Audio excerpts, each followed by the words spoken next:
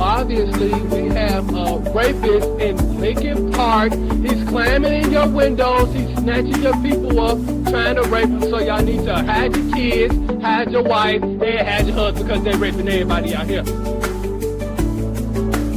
Bruh.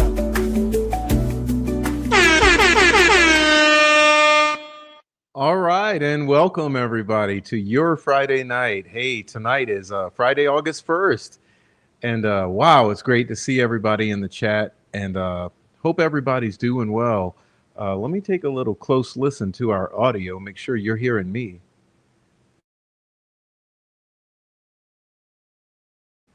All right, and welcome on into the crazy Delphi verse. That's right. The Chomos, meth heads, and the domestic terrorists online in central Indiana. And boy, hide your dogs and cats too, by the way. Tonight's show is called Delphi, the elephant in the room. Okay, how bad actors use social media to sabotage the Delphi murders case. And boy, it's no exaggeration. So we hope that all of you here enjoy tonight's show. If you're in the live chat, enjoy the live chat. Please do enjoy each other. Everyone here is very familiar with each other. So if you're new to the channel and new to the live chat, feel comfy. Everybody will take care of you and take care of each other. And that's where we are. Look, in case you don't know, if you're new to the Delphi case, you should watch the entire show tonight, or the show in its entirety, because a lot of what we will be covering is especially for those of you who are new, okay? There's a lot about the Delphi case that you might not understand if you're new. This entire thing is quite unbelievable. And trust me, what you're going to hear tonight, it's going to be unbelievable, especially if you're new. But I try as much as possible to back everything up with evidence for you or receipts or whatever you want to call it. Okay.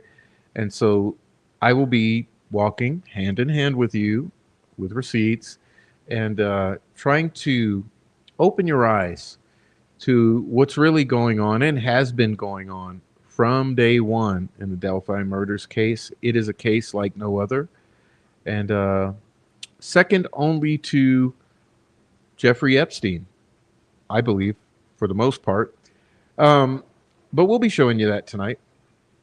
But as usual, I'd like to start my show by saying hello to everybody in the chat. That's the way that I like to do it. And hopefully you can be patient. And if you're on the replay, don't worry. All you have to do is skip forward about 10, 15 minutes and you'll be just fine.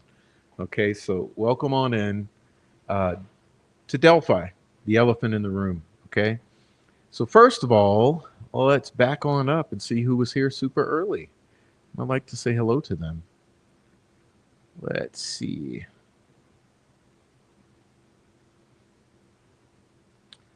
All right.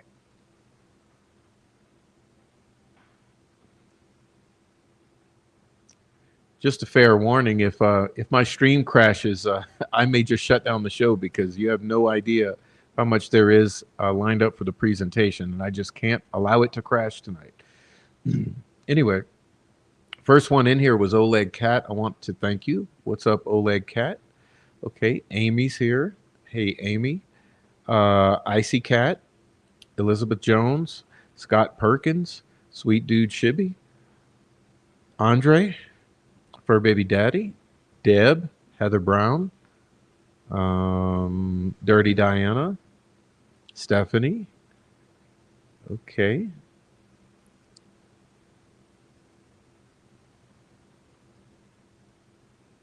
Who's that? Mary Beth Yema. Okay. Mino Dino, Samantha Springman.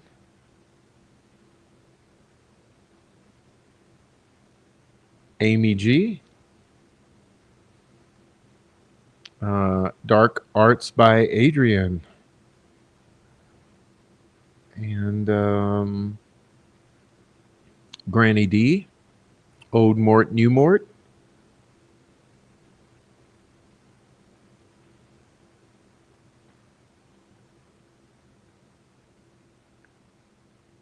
All right. Mark Ellis, hello.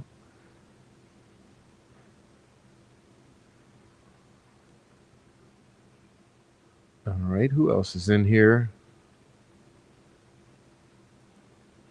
Jessica. Okay, we got Carla Ann, hello to you. Okay. Carol's here. Rebecca Ann's here. As I said, Carla Ann's here. All right. All right. I've probably skipped over some people, but I say hello to everybody, okay? Let's see. Don't want to miss too many more. Quad's here. Christina's here.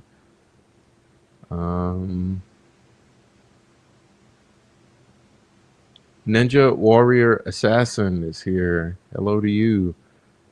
All right. Mixamite 1. Snoop Sleuth is here. Gretchen is here. Pinky's here. Aarontown. Mandy's here. Hey, Mandy. All right, Kay's here.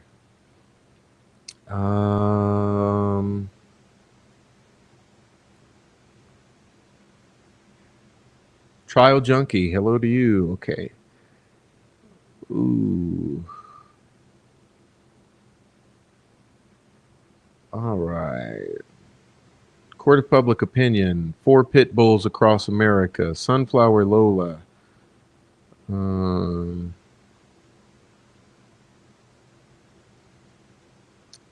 who else? Who else? As I said, Diana's here. All right. And support with Stepha, Scott Perkins. Um, just reporting. American Night Mom. All right, and I think that's about it. So welcome to everybody. If I missed you, I apologize. Just come on in and say hello anyway. All right.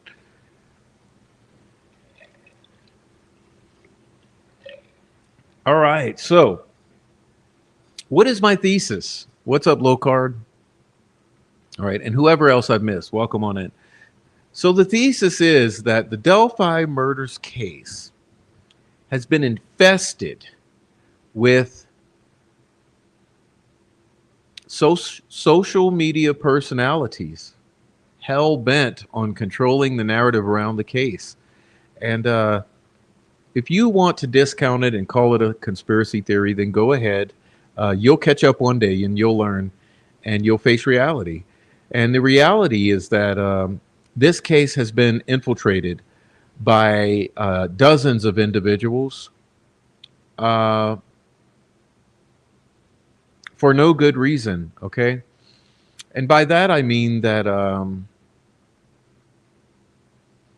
you have an entire contingent of people who are active on social media who have solely come into the case to steer the narrative. And here's the odd thing.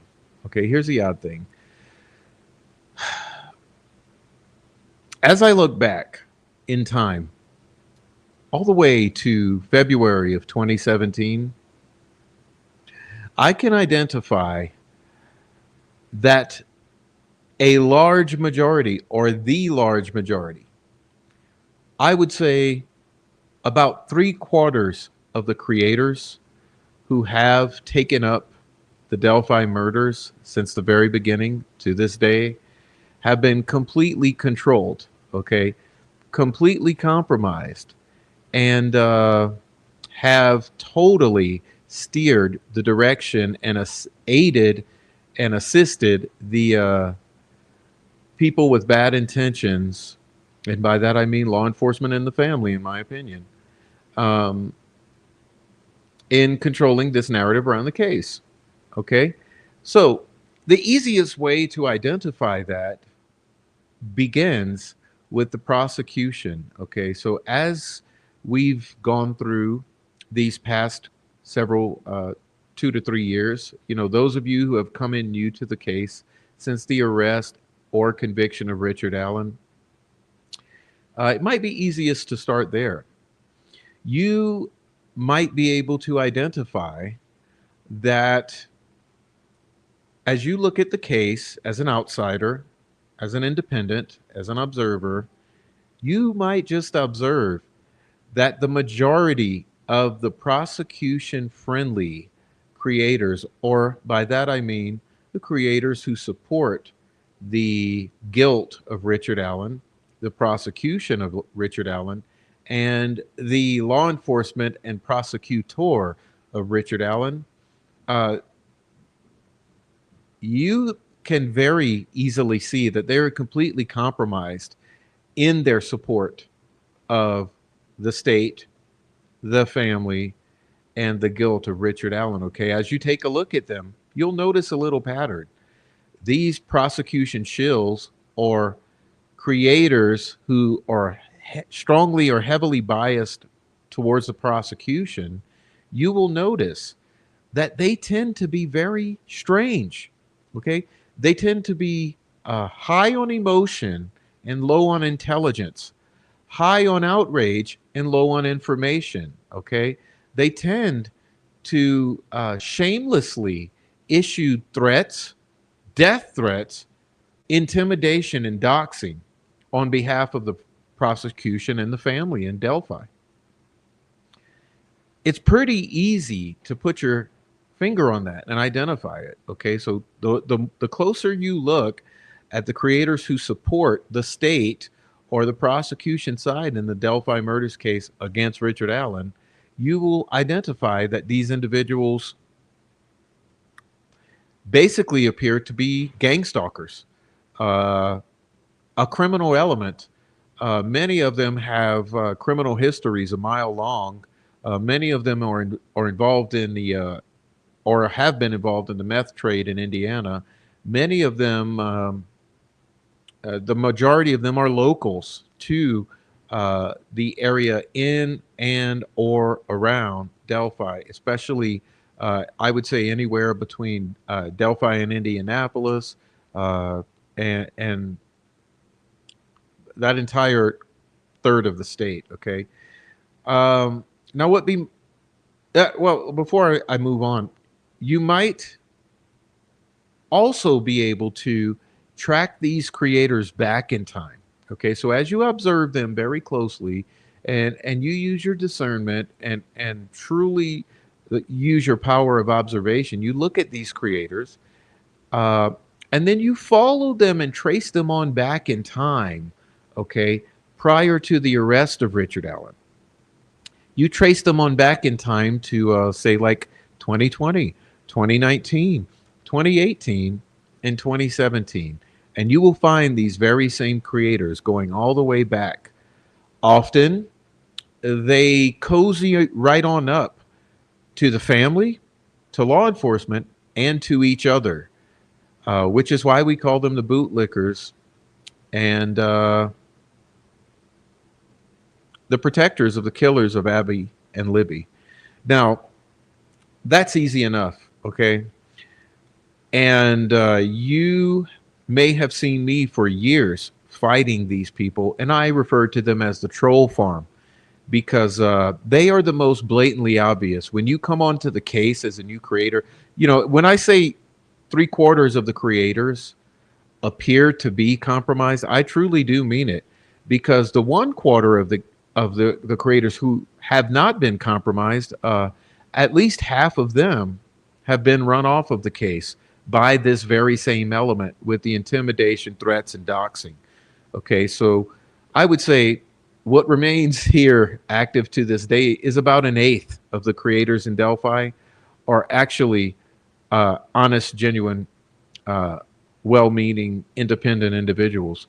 The other eighth of those who have been this way have been run off, so you won't find them anywhere anymore. Some of them have completely deleted their content, deleted their channels. Some of them have personally been deleted, and they're really hard to find. And if you do find their content, you'll see that it's from 3 to 5 years ago, and they've been run off since.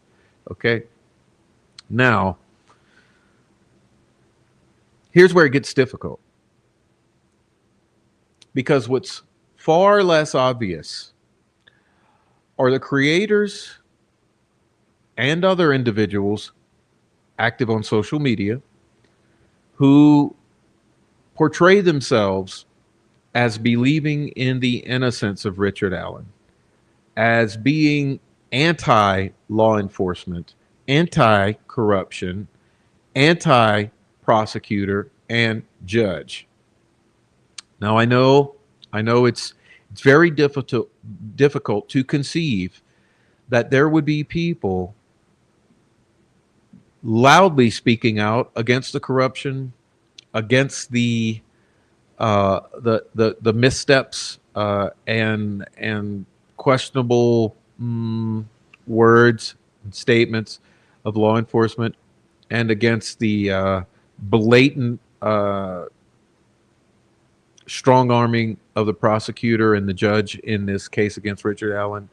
It might be harder for you to actually identify that there are some who are compromised who might speak so loudly against all of this. And you would think, why would anyone speaking so loudly against all of this be called compromised? Well, it's because it's definitive now. It's because we've done enough work to put our finger on that. And it's the hardest thing to see, okay? And if you followed my channel at all, you've seen that for the past 4 months, I've been fighting mightily this contingent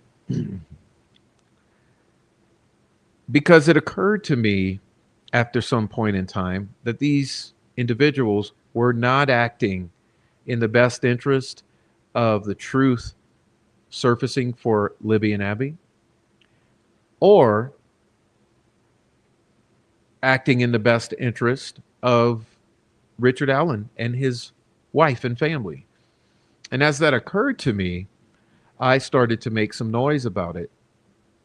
And obviously, that noise that I made about it immediately made me the subject of a lot of attacks. And actually, I can equate it to the very first days here on this case as I came into this case. Because as I came into this case and decided to step onto YouTube, an odd thing happened. Is that in very short order, I found myself surrounded, harassed, and mauled by the prosecution friendly element in this case. The very same group who I say are so easy to identify, you know, the local residents of Indiana who have YouTube channels who've covered this case from day one and also try to take hold of the Flora 4 case and steer the narrative on that case.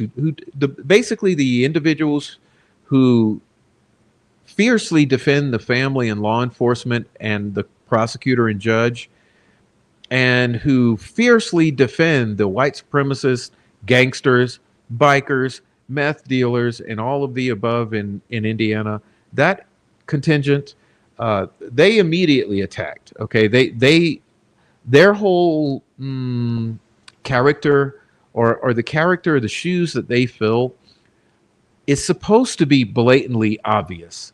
You know, they're supposed to be or have the appearance. They are supposed to have the appearance of trolls, harassers, stalkers, cyberbullies, and all of that. It's very obvious. Okay, that's their persona. They all adopt that persona: loud, ignorant, threatening, ruthless. Okay, that element is easy to identify, and pretty much anyone who steps onto the case is immediately mauled by that group. Okay, what they do when you're a new creator, what they actually try to do at first is grab a hold of you. They get the claws in you, get the tentacles around you, and try to get you in line. And as long as you go with the flow and get along, they will support you. They try to become the mods in your chats and get the wrenches to steer the narrative in the chat. It's a very obvious thing, and they promote you. They pretend to be your friends. They shower you with love. You know, they love bomb you. This is the troll farm tactics 101. Okay, but the moment you step out of line, they let you know. And if you step too far out of line and break those chains, well, what happens then is they absolutely devastate you. Okay, they come in as a trolling group. So they'll come in 15 to 25 deep, and they will maul you. Okay, they will go for blood. They will literally threaten to kill you repeatedly. They will try to run you off the platform. They literally have weaponized the reporting and copyright strike and privacy strike system. And so they go all out warfare on you to try to, I guess, frighten you into silence. And it has worked for many. Okay, it has worked for many. So that happens. Okay, they're also primarily very loud and vocal disinformation, misinformation agents. So they come into the case, and they also insert a lot of distraction, a lot of disinformation, confusion, information overload. I call it a razzle dazzle. They try to do this sort of a sleight of hand to distract over here while something's going on over here. It's a whole thing. Okay. Well, what's much harder to identify are the ones who are the literal opposite of that. Okay. And by literal opposite, I mean that you've got to understand that in this game, they adopt a completely opposite persona to these obviously criminal meth head, local ignorant biker types. Okay, so this other element portrays themselves as highly educated. Okay, highly educated.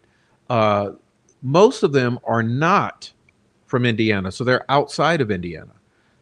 Many of them have their hands in the legal world, um, the PR world, the world of politics, um, the corporate uh, world.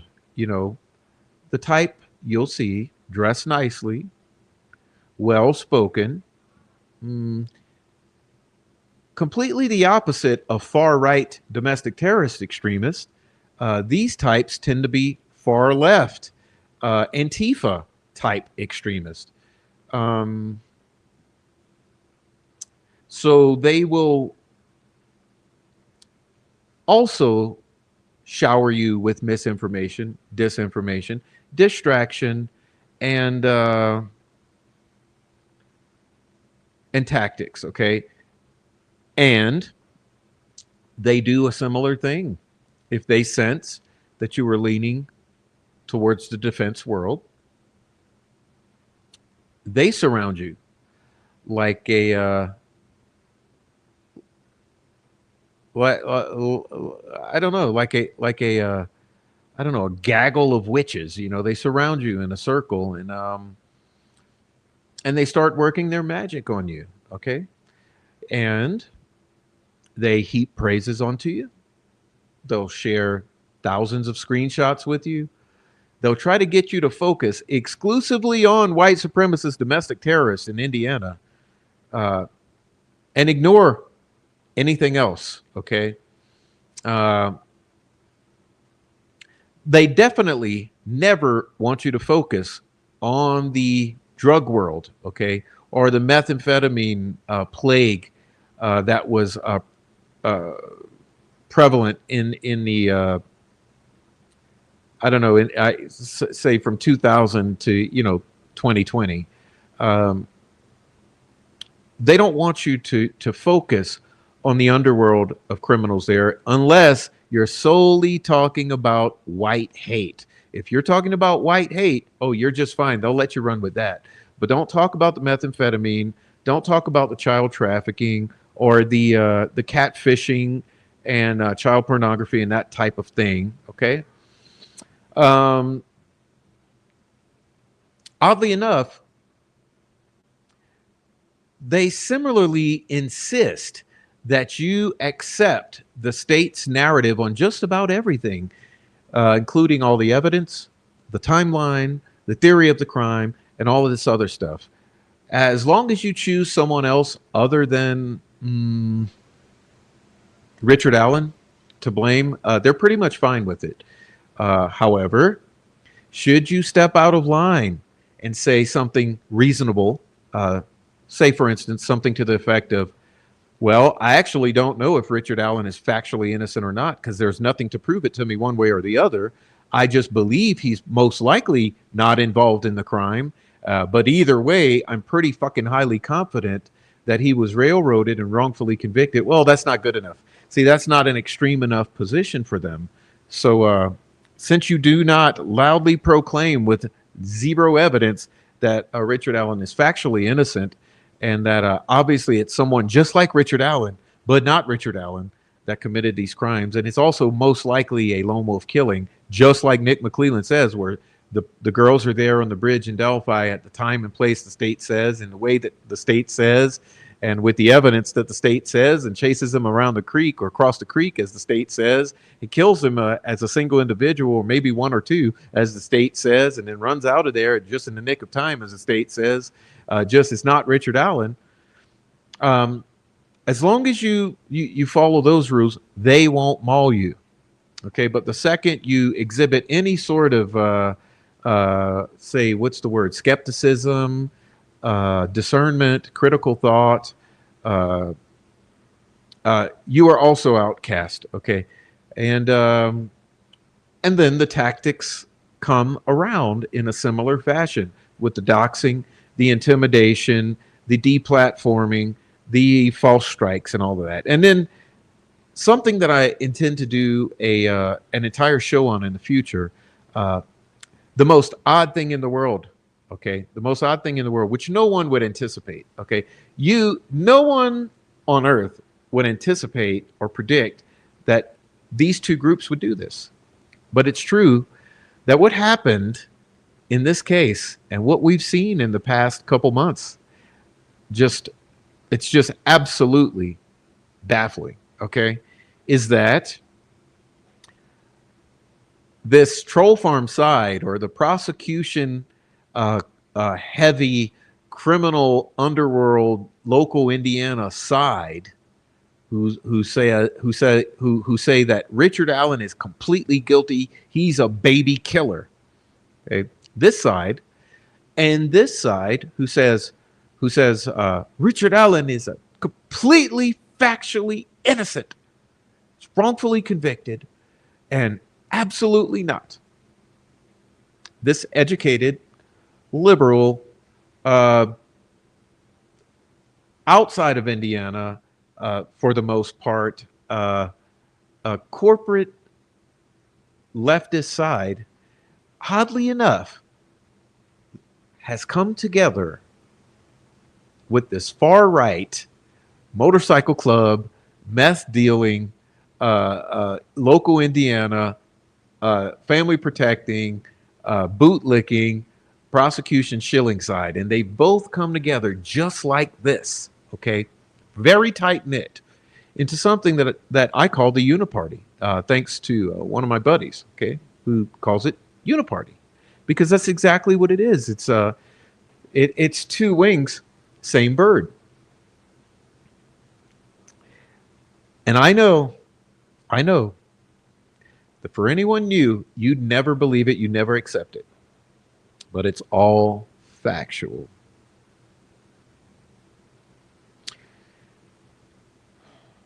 So what you end up finding yourself in is a situation where those who believe in Richard Allen's guilt and those who believe in Richard Allen's innocence have both come together and joined forces for a single purpose. And that purpose is ousting the independent voices that have come into this case. Voices like my own, voices like Erica Morse and her partner Christine, and my friend Adrian.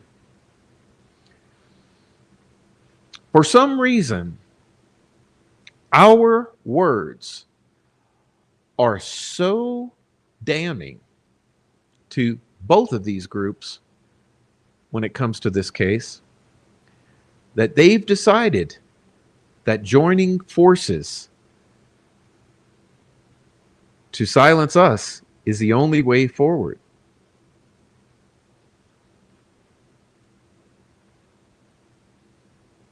And it's just unbelievable. Absolutely unbelievable.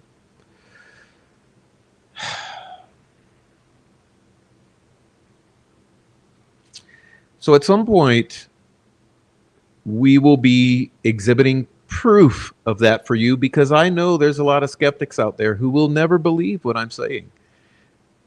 Now, you've got to understand that 99% of what I say, I show. And so, I don't know. Just have faith that in a future episode, I will be showing you the literal evidence of these things, okay? Now, moving forward. Um, as I said, when you take all of this together, you end up with three quarters. That's right, at least 75, 80% of social media voices, primarily YouTube. Okay, primarily YouTube. YouTube has always been where this war has been fought, but it also extends into, Twitter, newspapers, and podcasts, other online platforms. But the bulk of this fight has occurred here on YouTube. Okay, because YouTube is the place for it. In case you haven't figured that out yet. Um,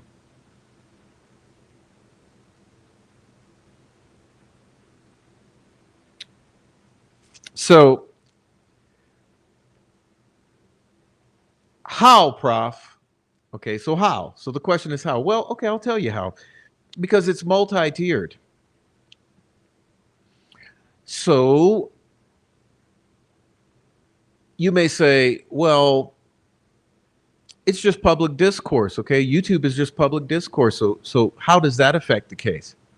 Well, first of all, that public discourse does affect the case, okay? Otherwise, PR would not be a thing in criminal cases, okay? Obviously, PR does have an effect on ongoing criminal cases. And how? Well, it's just a reflexive situation. For instance, it has an effect on jurors pre-trial. So before, well, let's say before an arrest. Before an arrest, it has an effect on investigators, on the general public's wherewithal and uh, the context overall. Okay. After an arrest, it has a direct effect on the potential future jurors, which they love to call juror contamination. Okay. So what they love to do is in the lead up to trial, they want to have an effect on the would be jurors. Okay. And we saw it directly, trust me. But in the lead up to this trial, it was blatantly obvious in the lead up to trial as these individuals pulled these moves. It was very obvious there was an attempt to influence the jury pool. And then post conviction, in the phase we're in now, there are further effects, okay, which is you're still trying to affect the potential future jurors in case there's a retrial. You're also trying to affect the politicians and the prosecutors, law enforcement, and attorney generals. All of this public discourse does have an effect that trickles on up, okay? And so it's very obvious. Now, there are many means, not just public facing means. So, in other words, sitting on YouTube and making YouTube content and making Twitter posts and that sort of thing is not the only avenue that these individuals pursue to have an effect on the outcome of this case. What has been most alarming, absolutely most alarming in this case, has been the following. For instance, the cozying on up to the lawyers and law enforcement. So as we take a very close look at the prosecution supporting trolls or controllers or PR team, what we see is that they directly collude with the prosecutor, with the Indiana State Police officers, with the judge, and with the family. And likewise, what these defense supporters do, these people who appear to support the defense attorneys, they do the same. They cozy on up to the defense attorneys, to the family, to the investigators. Okay? So, in every way, both contingents here directly insert themselves into the case by cozying on up to the power players. All right? And nothing I say here is theory, assumption, hypothesized, or speculated upon. This is all absolutely factual. There are thousands of receipts to prove all of this, and it's the way that things have happened. So with that being said, I would like to open on up by reading an article for you, because I think the most alarming thing in all of this, as we look at both sides, has been the utilization of leaks to steer the public narrative. Okay, that's right. Leaks. So what we have seen is the prosecution side being prodigious leakers, going all the way back to the beginning, right? And what we've also seen is the defense side being prodigious leakers, going back years. And you got to wonder, why leaks? What is it about leaks that's so powerful in a case such as this? I mean, I, for one, believe that there's very little to no evidence remaining that would have any import on this case. Okay? I mean, I truly do believe that all viable evidence was destroyed in the first year or two by law enforcement intentionally. So again, not accidentally. It is my hypothesis and my theory and my well-informed speculation that the Indiana State Police, Carroll County Sheriff's Office, and the Delphi Police Department all destroyed evidence intentionally to burn any sort of possibility of resolution of this case. Furthermore, I believe that evidence was fabricated. Yes, I mean all the evidence. For instance, the famous Bridge Guy video.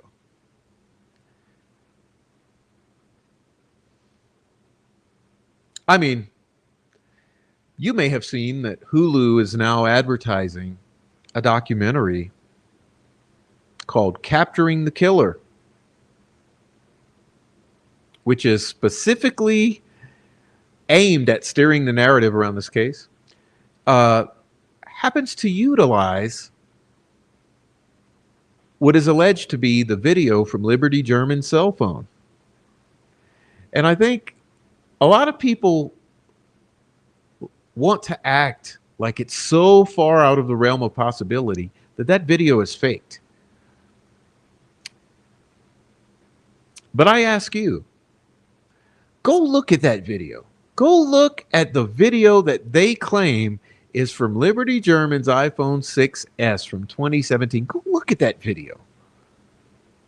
And ask yourself, honestly, is that what a video from an iPhone 6S in 2017 taken out on a sunny day on a bridge outdoors is going to look like? With that sort of saturation in those color profiles that is coming across from that video, like, really?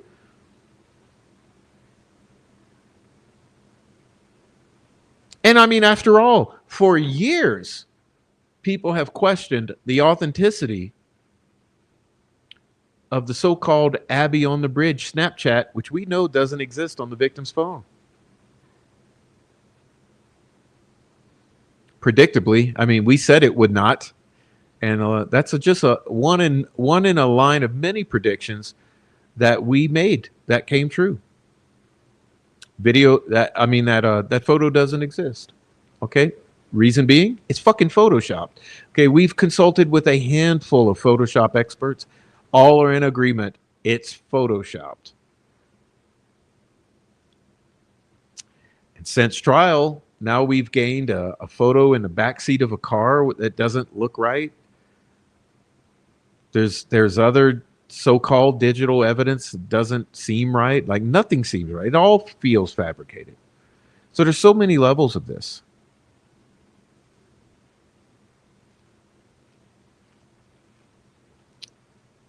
But I want to start this journey in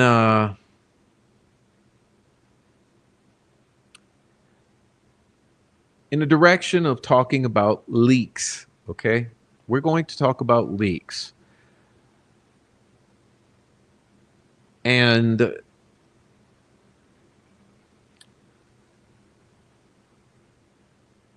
I found something absolutely alarming the other day, which is odd because you would have thought that I would have found this a year ago or months ago, but just you never know what you're going to find. Okay, so I want to share this with you because this should blow some minds. So let me grab this.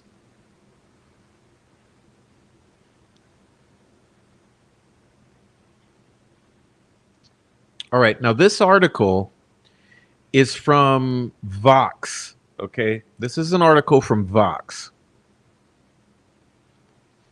Let me see if I can manage to read here.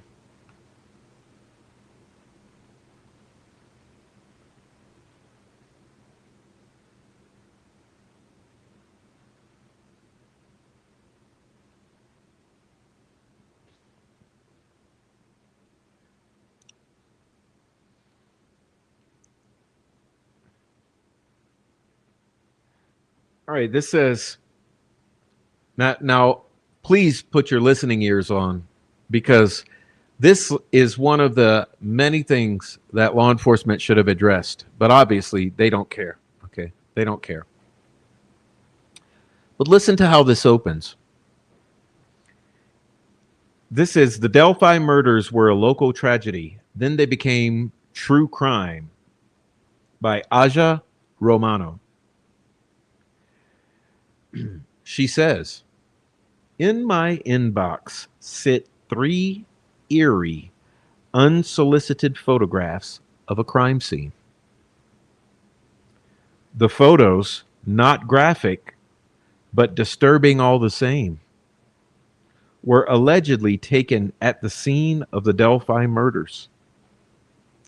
The double homicide of 2 best friends, Abigail Williams, 13, and Liberty German, 14, in rural Delphi, Indiana in 2017. The whistleblower who sent them to me, as he calls himself, runs one or several of a slew of anonymous accounts who've recently been contacting reporters, YouTubers, and true crime podcasters in an effort to get someone to publish these allegedly exclusive photos. The assumption is that as a reporter who covers these stories, an admitted true crime fan myself, I'd be interested. I'm not. But this is one of the things that happens when a murder or murders in America stops being a local tragedy and becomes, quote unquote, true crime.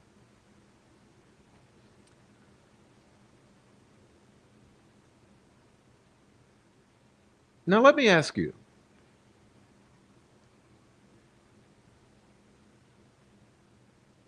Again, this article is from, let's see.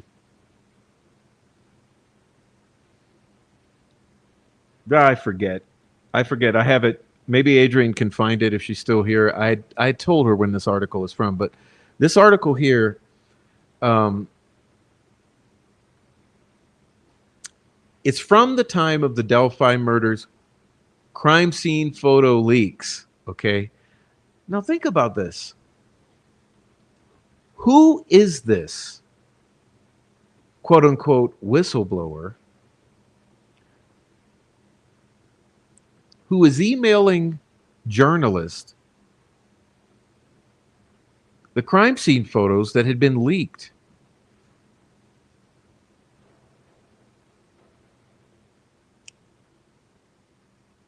It's March 2024 or 2023.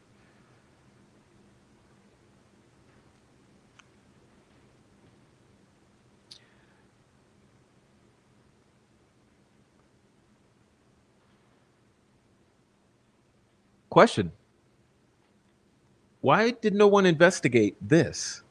Why did no one figure out who was emailing reporters, as she says, uh, from a slew of anonymous accounts?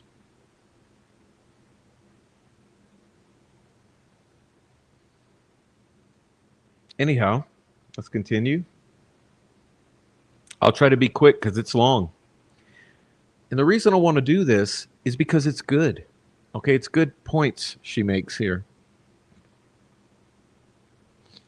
It's extremely difficult to describe Delphi. Delphi here encompassing the murders, the town, the investigation, the online community of true crime enthusiasts following it, and all of their complex interactions with one another.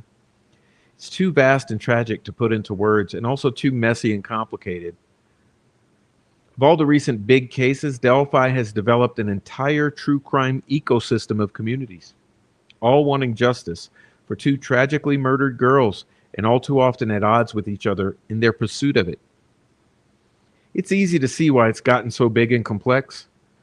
With both images and audio of the alleged killer made quickly available to the public, this was a case primed for virality. And all that goes with it. 6 years, two separate witness sketches, a long chain of hotly debated suspects, multiple side investigations into different crimes, a massive online sideshow, and one strangely unsatisfying arrest later of a local man who made himself known to police on the very first day. Delphi is still a troubling, disturbing mystery.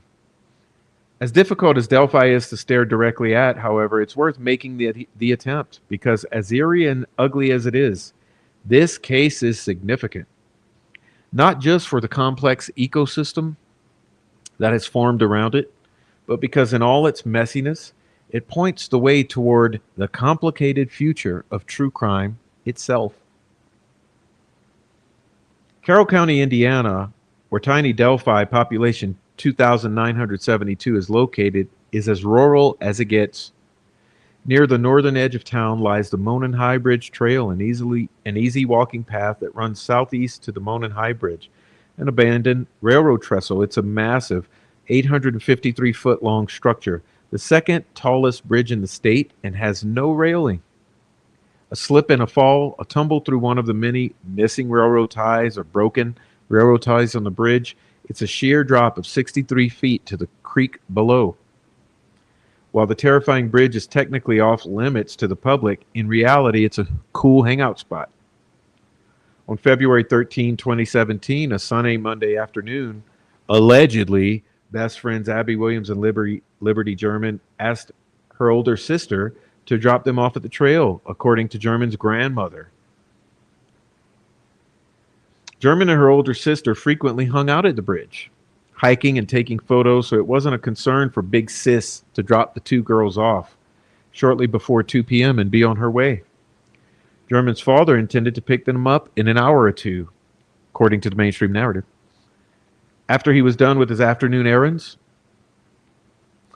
as the girls were crossing the bridge, German turned back and posted several photos to Snapchat, allegedly, including one of Williams minding her steps. Okay, and it continues for a while with the mainstream narrative. Okay. And I want to move on to this page here. It says, a frustrating conundrum, an abundance of leads and no suspect in sight. The Delphi murder should have been easy to solve. Law enforcement had a full, if blurry, video of the perpetrator, plus a recording of his voice. Surely someone in such a small community would recognize him immediately, right? That's not what happened. Using the footage German captured of the abduction in progress, allegedly, police quickly released the now famous double photo of the man the internet dubbed as Bridge Guy. And guys, look at this. Do you honestly believe this came from the video that's sitting on a website right now, portraying itself as the actual video from her phone?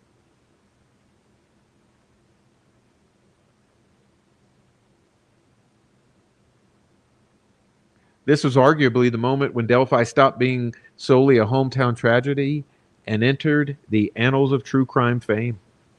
When the eerie, disembodied audio, complete with the pixelated image of the killer, swept across media outlets nationwide, galvanizing interest in the tragic story of two young friends who died brutally, side by side. They stuck together till the end. The day after the release of the recording, police had to divert tips in the case to a national call center run by the FBI's Major Case Contact Center. By early March, the case had received over 11,000 leads from across the country.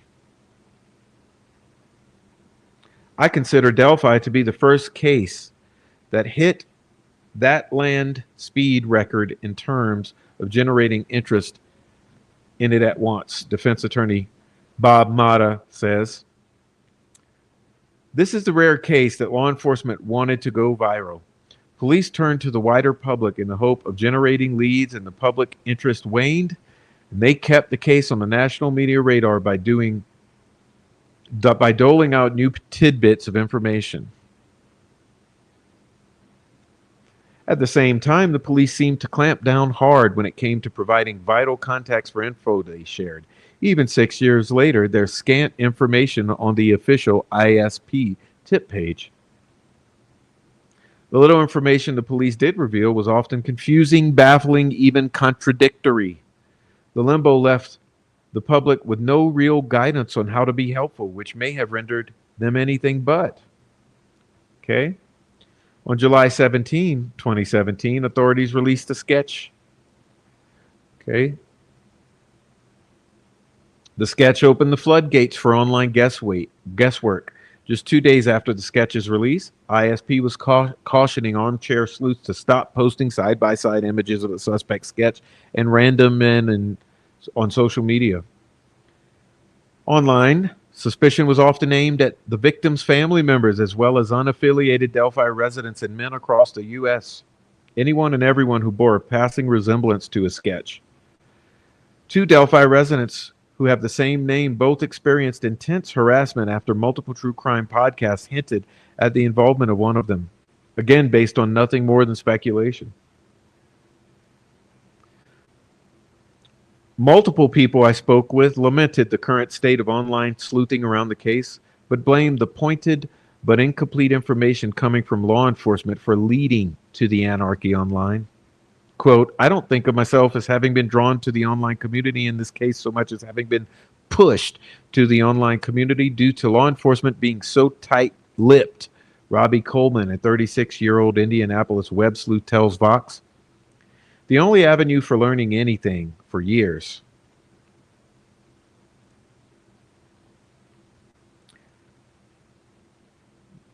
Despite this frenzy of interest in the case, for the next 2 years, there were no significant developments. Then on April 22, 2019, authorities unveiled an onslaught of information. Among the reveals was an amended audio clip of the killer in which he could be heard saying one extra word, guys, down the hill, and a 2-second video clip of the image they'd previously provided stills of. Both clips raised more questions than answers. The most puzzling reveal was the new suspect sketch, reportedly drawn early in 2017. Authorities presented it as a replacement for the old sketch, eventually clarifying that this was an entirely new suspect, a man in his mid-20s to 30s, where older bridge guy appeared to be 40 to 50. Indiana State Police Superintendent Doug Carter described the investigation as shifting gears to a different investigative strategy without specifying what the damn strategy was. After 2 years, was the case back to square one? Any hope that this about face would lead to renewed momentum quickly faded. Another 2 years passed before there was a significant update in the case, or at least one that seemed significant at the time. In December 2021, authorities arrested a man named Kagan Klein, a 27-year-old resident of nearby Peru, Indiana, who had been linked to an online catfishing account. Although authorities have never named Klein as a person of interest in the Delphi investigation, they made it clear they believed there was a connection.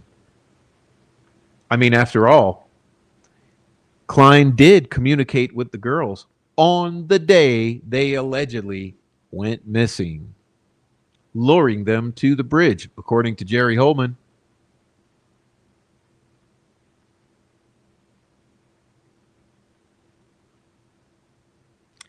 In early February 2022, ISP Doug Carter did an interview with ABC in which he stated, in what was certainly news to those following the case, the police, quote unquote, knew a lot about the killer, without saying anything about what or who that might mean. Following Carter's interview, ambivalence from law enforcement again enabled web sleuths to fill in the gaps with chaos. On numerous subreddits and other forums, hordes of leakers tout exclusive insider intel and spout arcane theories built around regional gossip and local politics, law enforcement cover-ups, drug ring conspiracies, sheriffs with tunnel vision, former prosecutors with vendettas, officers maligned for doing their jobs too well, an investigation driven more by the vicissitudes of local elections rather than the pursuit of justice. Every murder in a small town trope you can foist onto one crime.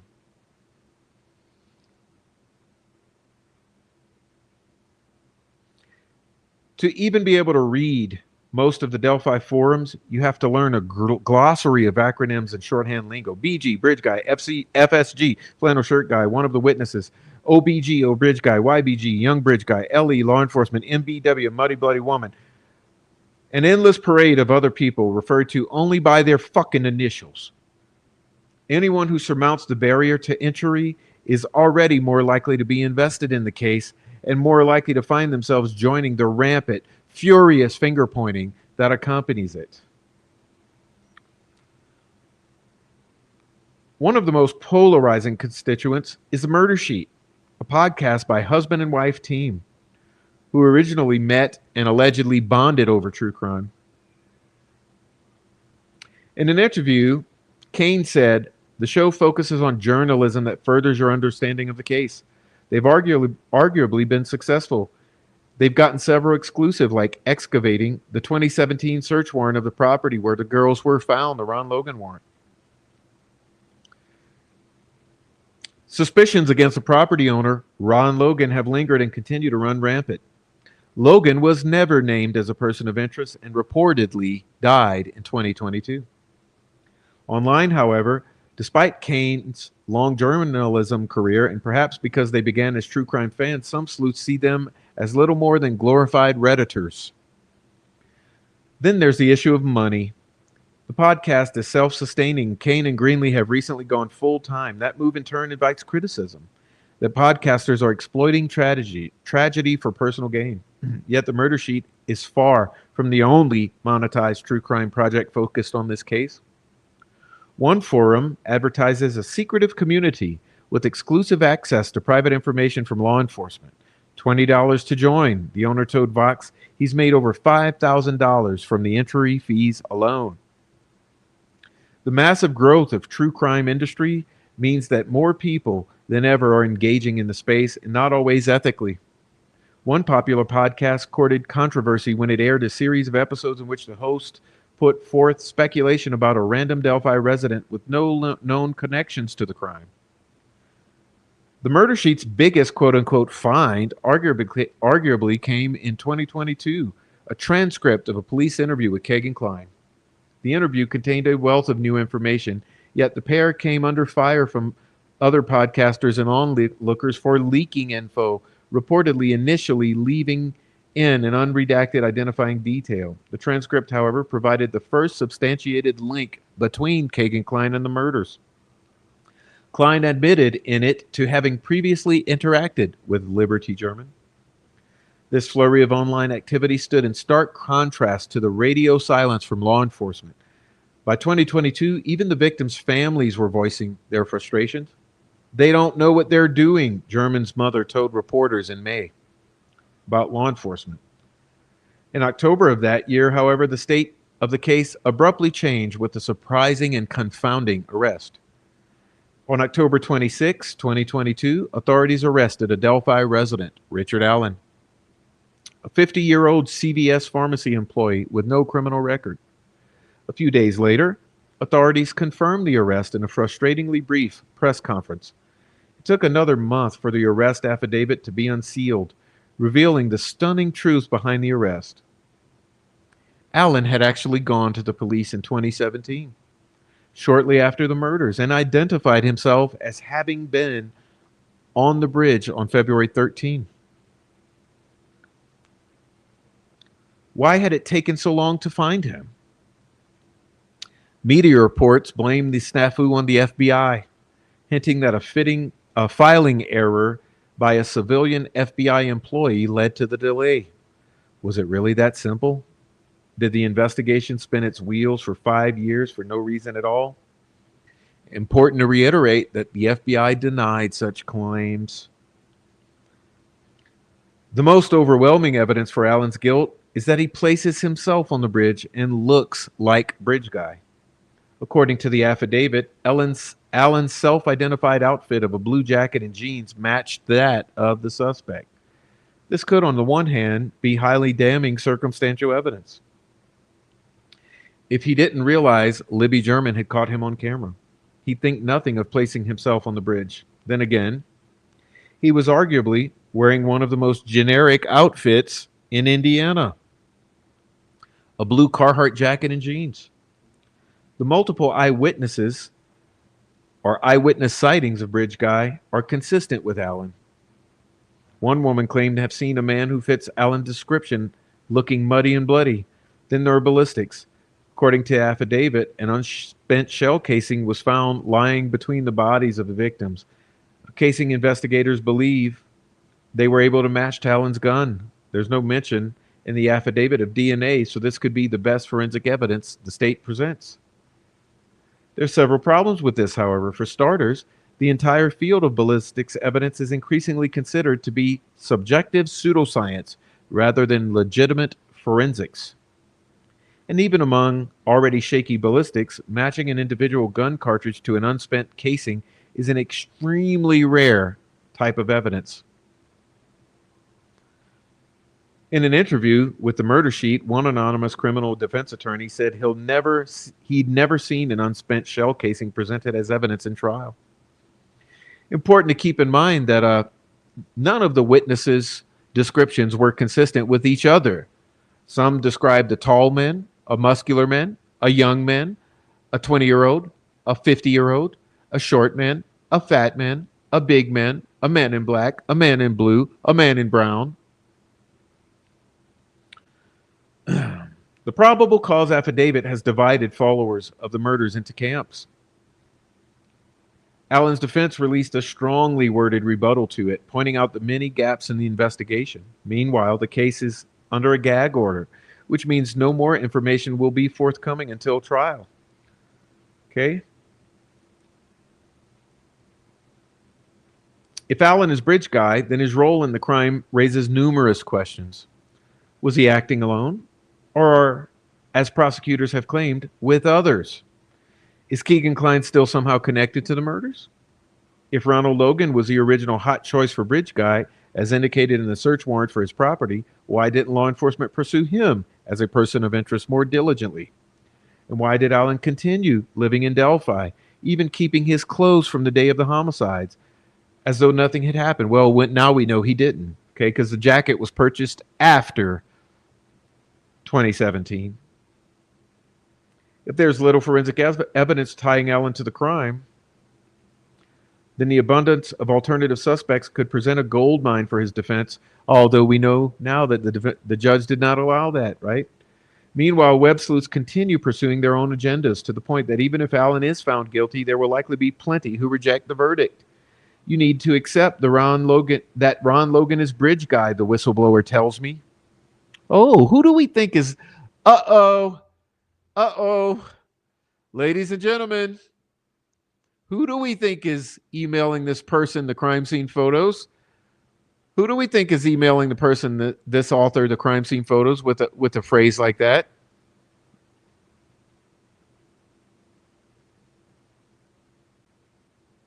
You need to accept that Ron Logan is bridge guy, the whistleblower tells me. When asked about the lack of evidence, he retorts, I don't care about the evidence. There's no such thing as evidence.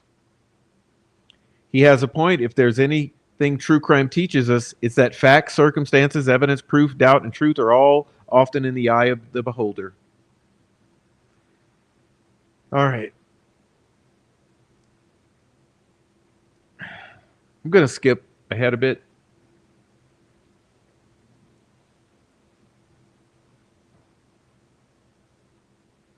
It says, oops, there we go.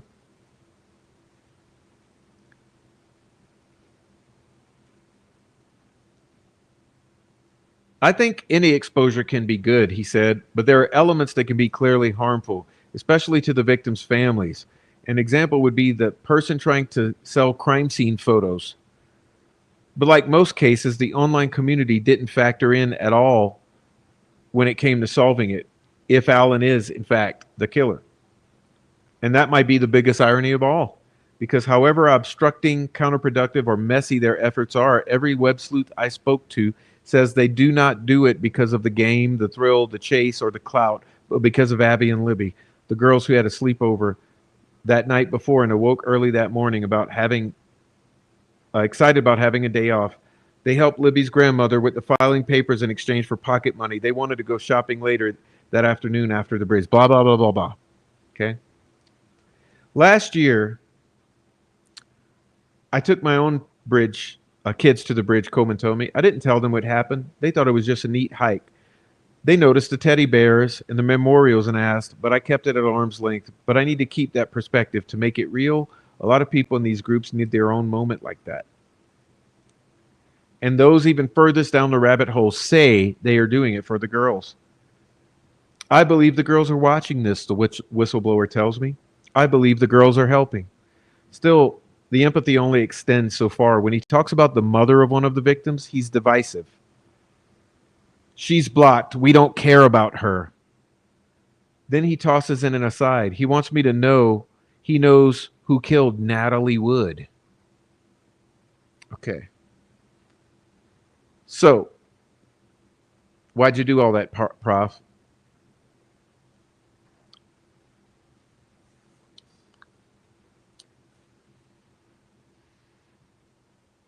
Because insanity. Insanity.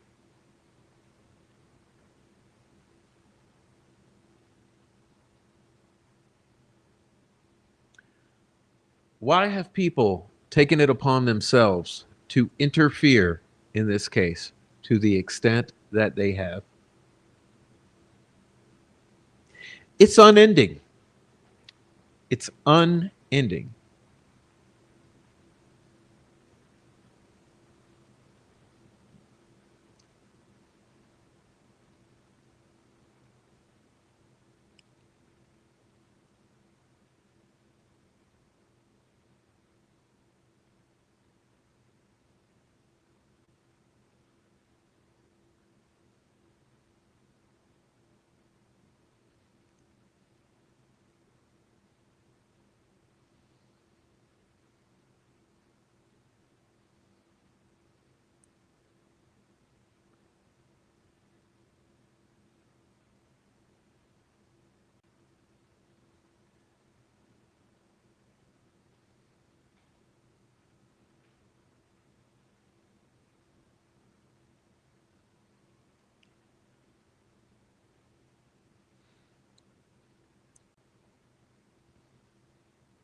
On October 11th,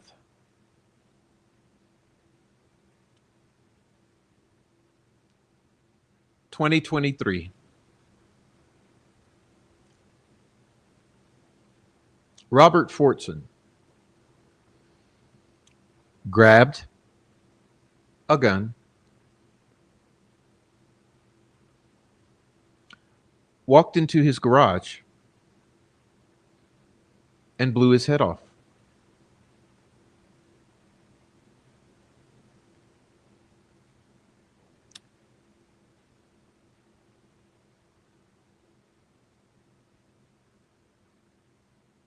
Only a week after crime scene photos were leaked into the Delphi community,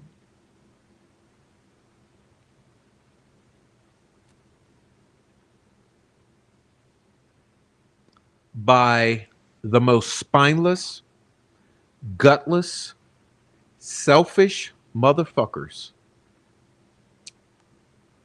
you've ever known.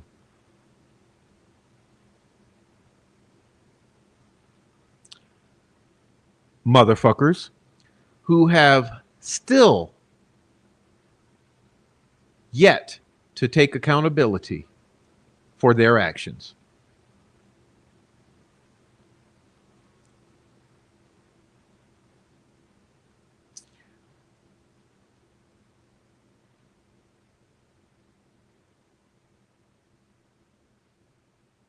That incident set off a series of events that we're going to delve into now.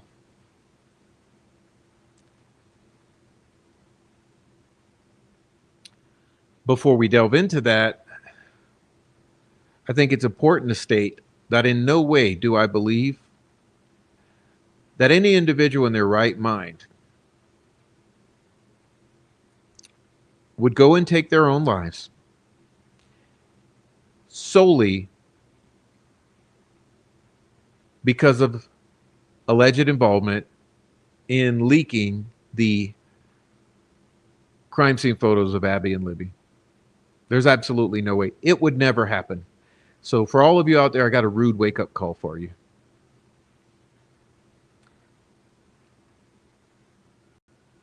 You've allowed yourself to be naive, to be misled, and to be gaslit about the death of Robert Forson. As a matter of fact, before I bring this up, I think I need to discuss with you my own thoughts.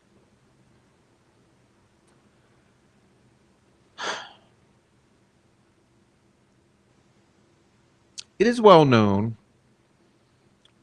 that just prior to his unaliving, Robert Forson had been bullied or interrogated by Jerry Hillman. It's very clear that he was afraid of some sort of arrest or search warrant on his property.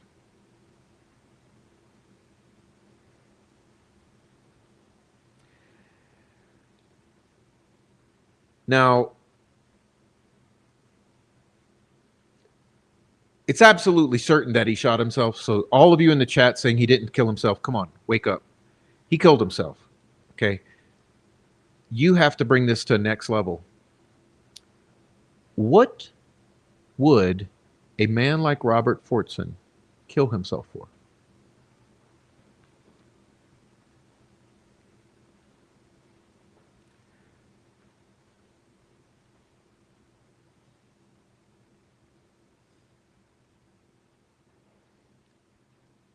Robert Forson, it is my belief, is this Robert, okay?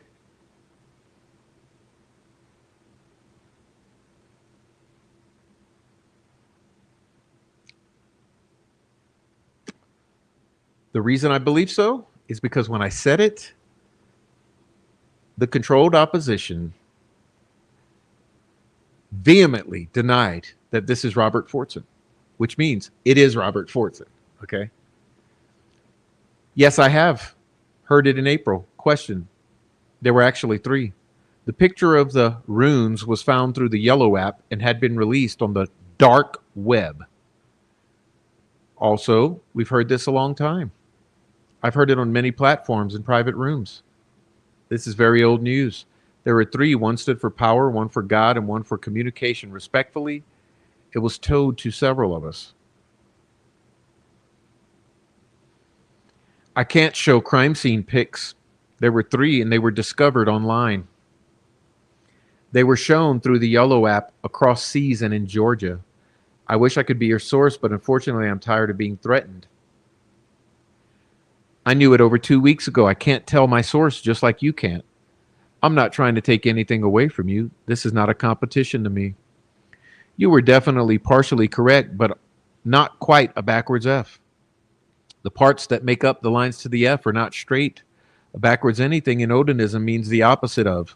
But there were three left, and then the symbols in blood were uploaded online in a very evil, dark place.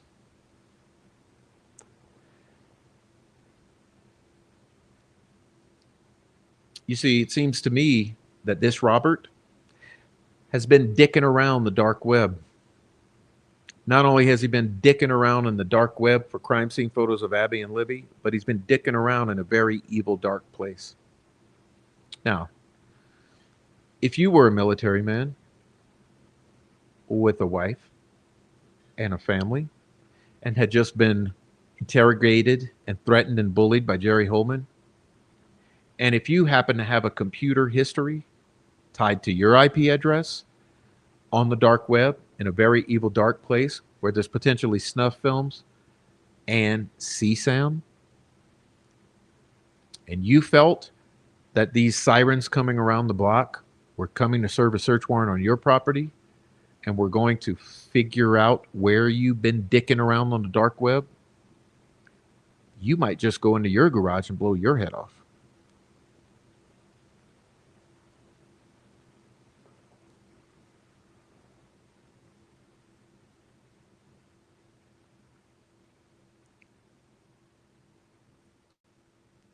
All right. As I said, Robert Forson.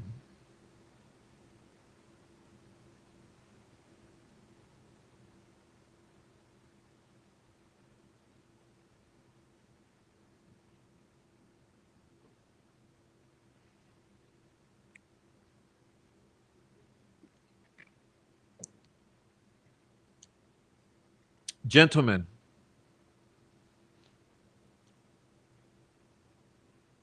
I'm sorry, maybe I should read this backwards because it is backwards, okay? It is backwards. Let's see.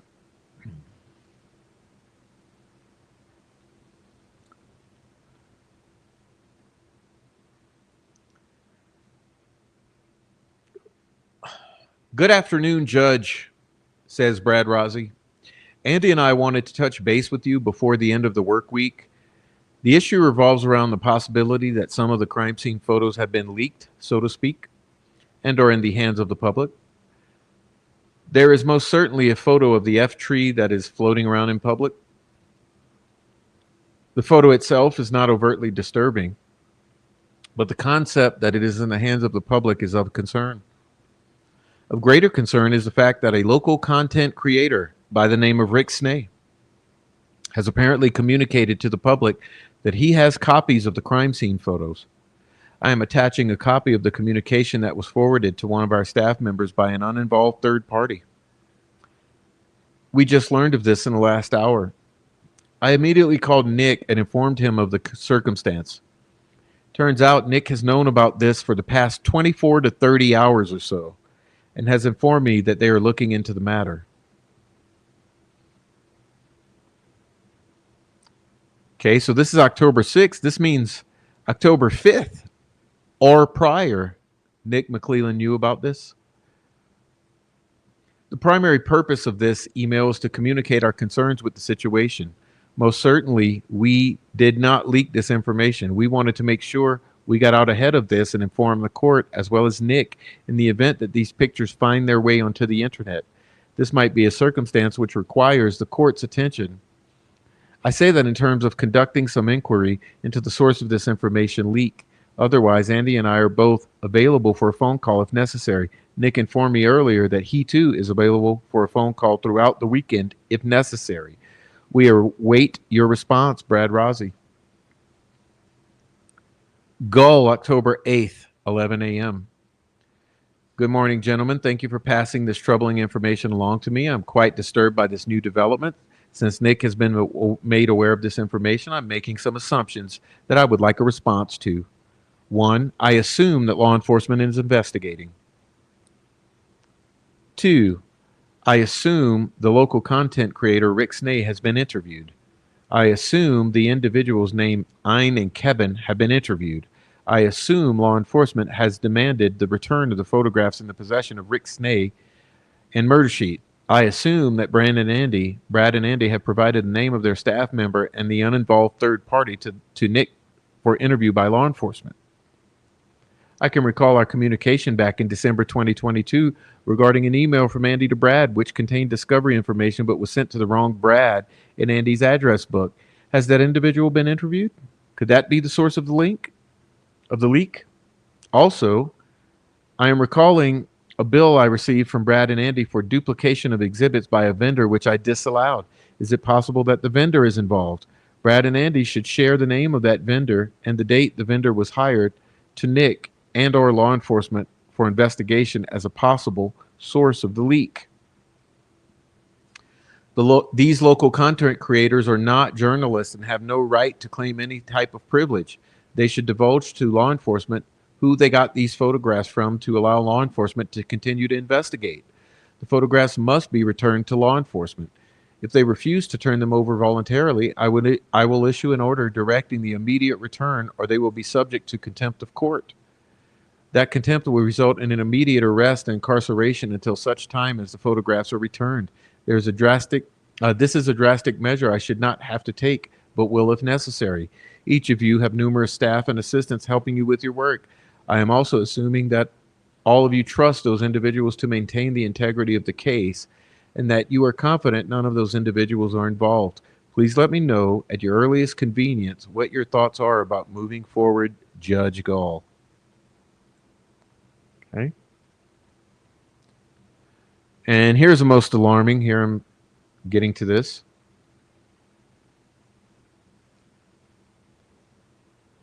From Nicholas McClelland to Francis Gaul, Andy Baldwin, Brad Rossi. Judge and gentlemen, now keep in mind, this is in the early AM, immediately after the death of Robert Forson. It is currently 3:53 a.m. and I just got off the phone with Indiana State Police from the phone conference that the four of us had on Tuesday afternoon, October 10th. Andy Baldwin informed us that Mitch Westerman went into his conference room sometime in August and took pictures of evidence in this case and then leaked or forwarded those pictures to an individual by the name of Robert Forson. Robert Forson then leaked or forwarded them on down the chain, and eventually it was made public that the documents were leaked.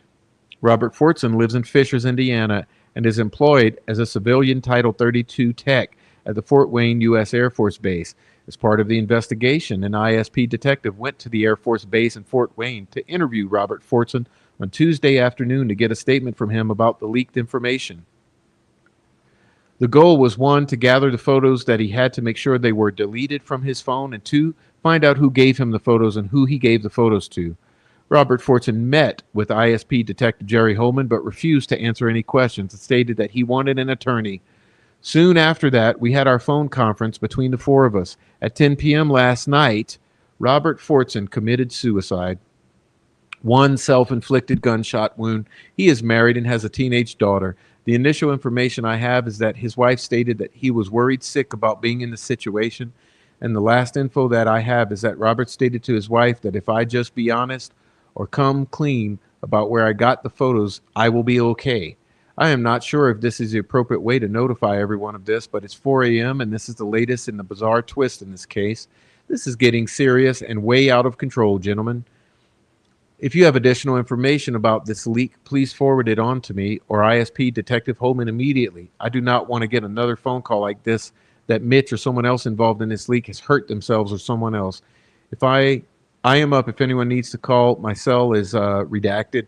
Thank you, and I apologize. And Judge Gaul writes, gentlemen, this is beyond tragic. Once again, I am at a loss for words. I'm deeply concerned that Mr. Allen's defense is being compromised by all these recent events. I will have my staff schedule a hearing in Fort Wayne for next Tuesday, October 19th at 2 p.m. to discuss these recent developments and the upcoming hearing on October 31st. Coinkadink. I will have a transport order prepared to get Mr. Allen to the hearing. Please arrange your schedules accordingly to appear in Allen Superior Court. Mr. Rozzi and Mr. Baldwin, please cease work on Mr. Allen's case until we meet on the 19th. All right. So what I'm saying is he was worried sick about his dark web history. He was not worried sick about the crime scene photo leaks from Mark Robert Cohen or Mitch Westerman. Okay? But it gets deeper.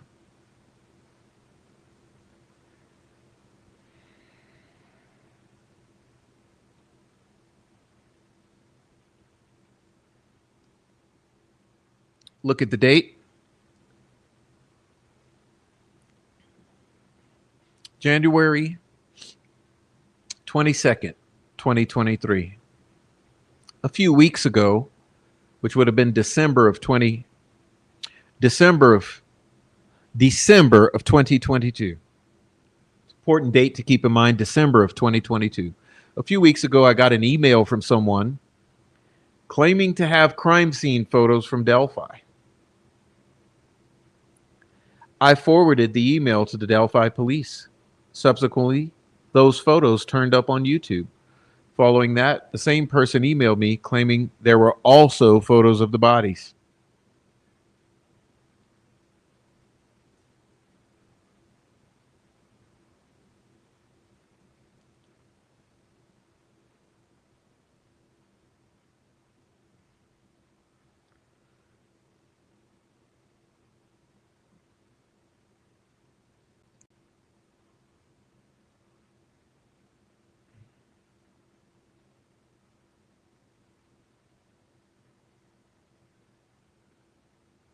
Just a moment, please. I'm pulling up the next one.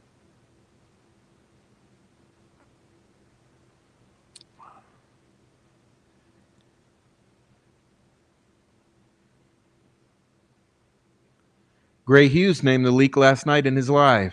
He abruptly finished the live, made it members only for not $4.99, and he took it down.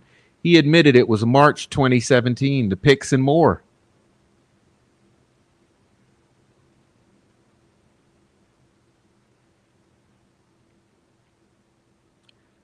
This is from MRC to Skip Jensen. I think you know what I'm saying without me actually having to say it. Skip says, you mentioned that this person was planning on leaking something but changed their mind. Were they going to leak the photos you have? I'm not 100% sure I do, but that's okay. Sometimes I'm not real insightful. Yeah, they were planning on leaking 3 photos. The knife, the carving, and the one I'm referencing. A few warrants, crime scene photos, and notes from Mike Thomas. What kind of crime scene photos? Did you ever find out anything more about everything computer? Clothing, shoe prints, a carved tree, indentations from what looks like it could be a tripod, nothing majorly graphic, but I believe the person has these. No, the person who has these has those as well.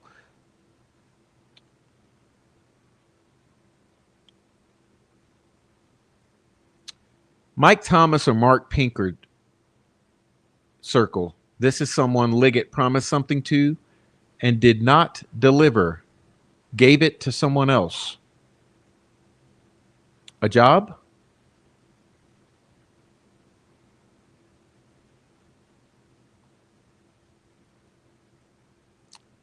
Sunday. I think for now we are not going to leak anything. I've mulled it over for days and days. I just don't think the time is right.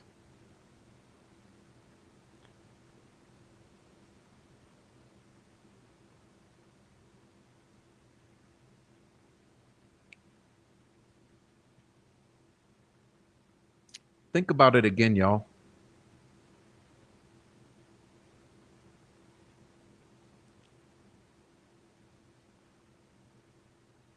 Warrants, crime scene photos, notes from Mike Thomas, clothing, shoe prints, tree, the F tree, indentations from a tripod.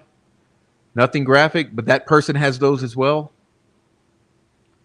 Someone from the circle of Thomas or Pinkard, someone Liggett promised something to. Well, wake up call.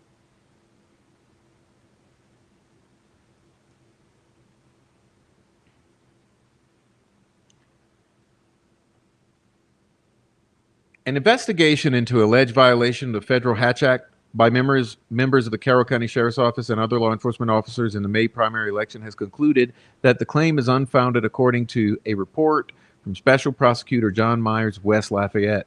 Myers was assigned to review a criminal complaint he received from Sue Wright and Angela Sadlowski. The women have no legal Indiana address and have no ties to Carroll County except for an admitted civilian interest in the investigation of the deaths of Abigail Williams and Liberty German by Wright. Initially, Wright and Sadlowski filed a civilian claim against Carroll County Elections Board, Carroll County Chief Deputy Sheriff Tony Liggett, Sheriff Tobe Lesenby, and other unnamed law enforcement officers alleging the named individuals violated the Hatch Act.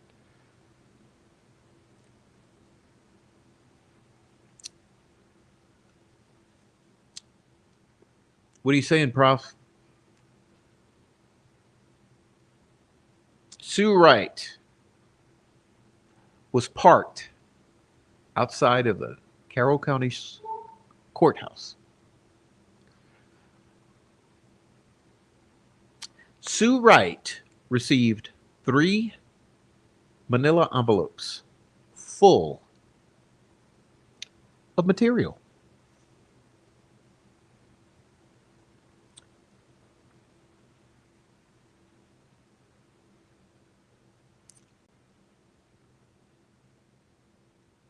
From someone in Mike Thomas's or Mark Pinkard's circle, someone frustrated with Tony Liggett.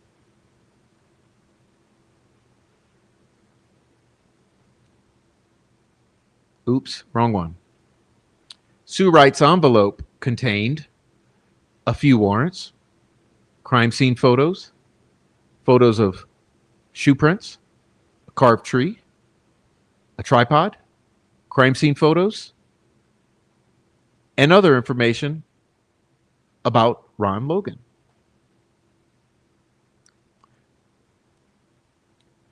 Sue Wright claims that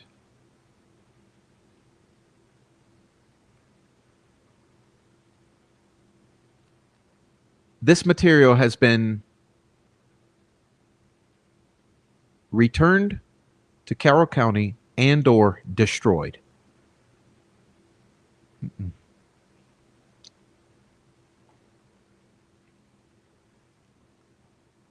It's my opinion that Sue Wright's leaks went right to Angela Sadlowski.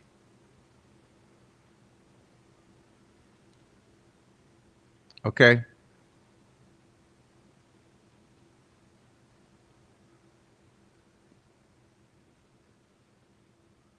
Now,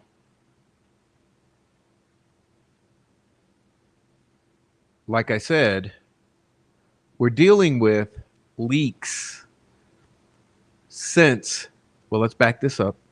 Sorry. Since March 2017. Okay. Ongoing to 2022.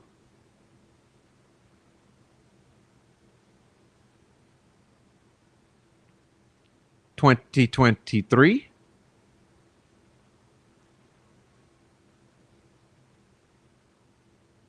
2024.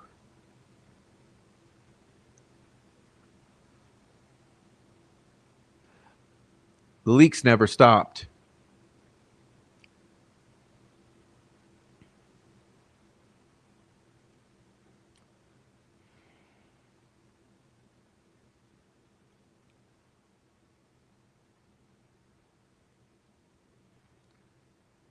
All right.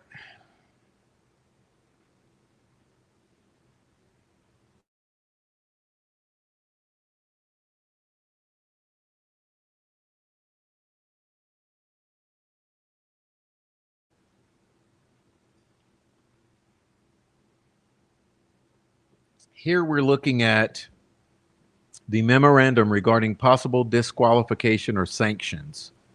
Okay, filed October 19th, 2023. We're going to fast forward a bit. All right.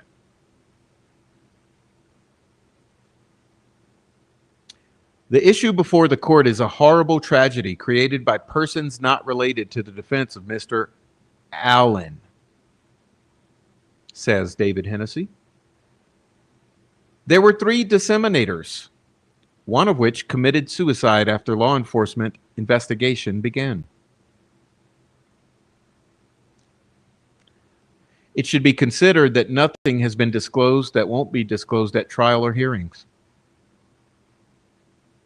It should also be considered that there have been volumes of information disseminated by law enforcement and or others not at all linked to the defense team. I mean, after all, Ruckus Rocks claimed to have all the discovery.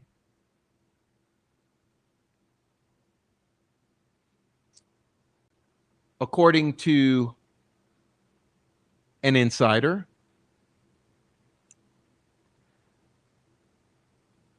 he leaked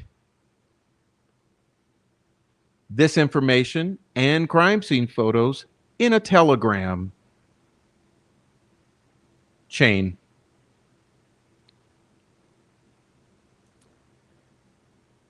Was this the information that Mark Cohen and the Troll Farm was bragging about possessing?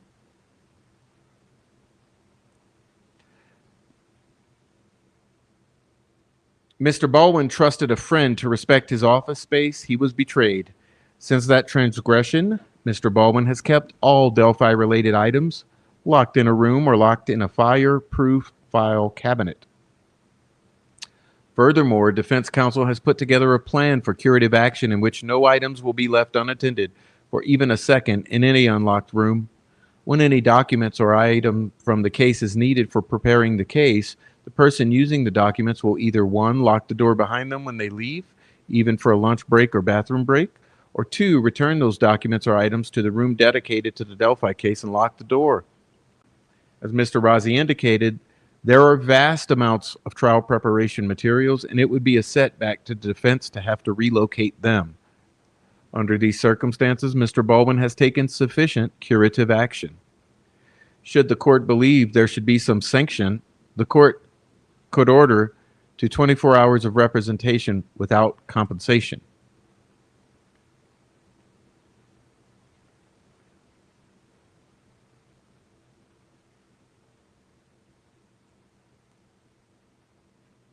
All right, now we're going to record of in-camera proceedings held October 19, 2023.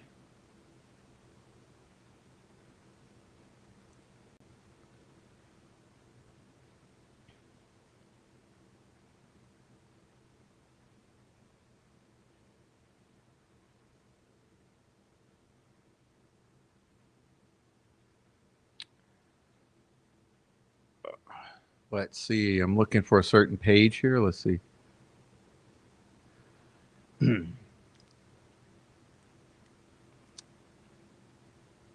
we look at line 16 here. We put locks on our conference room or the war room where this guy went, my friend, went in and did this without my knowledge. And no document, whether it's benign or something super, like a crime scene photo, is ever going to be left alone for a single solitary second ever again.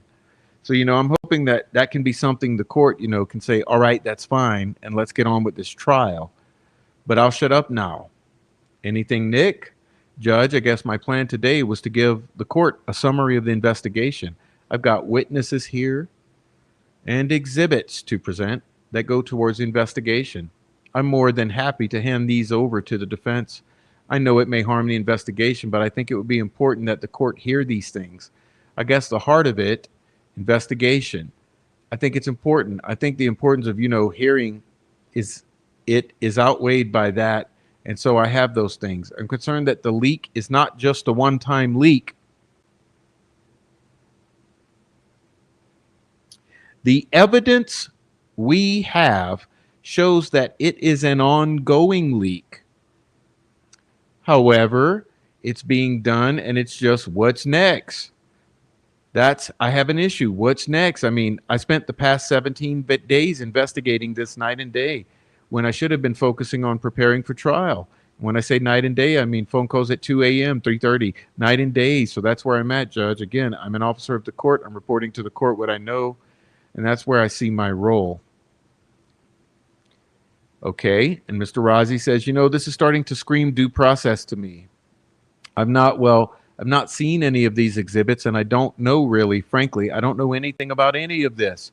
And I'm not distancing myself from Mr. Baldwin. I'm just saying I have no connection with any of these people, okay? And the idea that somehow the prosecutor is going to get to roll out a bunch of statements and exhibits, testimony without us having any forewarning or idea, any way of scrutinizing, that seems a little outside of the boundaries of due process to me. Plus, I get back to what is the relevance and what is going on in this case. Why are we going to use an open courtroom to air an ancillary matter? It's not really connected in any way at this point to the proceedings that are ongoing, whether it's the Franks issue or anything of that nature. Whoops. And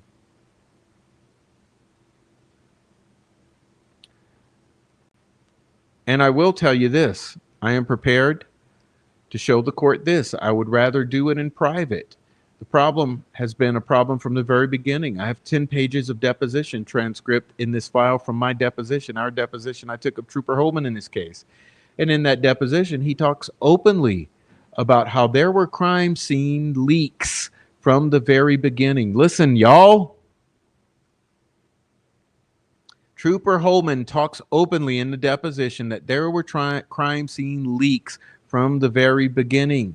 Unequivocal crime scene leaks, and that as soon as this crime occurred, they were investigating information that had been released because there were lay people that were part of the search party. And the implication is, and I've got the transcript, is that those people that found those girls started to essentially disseminate or distribute information. And law enforcement essentially tried to catch up with them, but it was really too late, as you might expect. Once it gets in the hands of the public, it's too late. So he told us that, almost volunteered that information to me in the deposition. The second concern I have is that I think I shared with the court, just as an example, a week or two ago, somebody sends me court TV, bit. I can assure you I've never watched one of those bits on this case. I don't even know if I've ever really watched court TV. Maybe back when Simpson was ongoing, I don't know. And in the bit, Barbara McDonald is talking. On 2 different occasions, she mentioned how she's getting information from investigators on the ground that were at the crime scene. Now, we can draw all implications about that, but most importantly, it was corroborated by the fact that she was holding in her hand documents that I know to be directly related to the Purdue report. I mean, I saw the pictures. I know where those came from.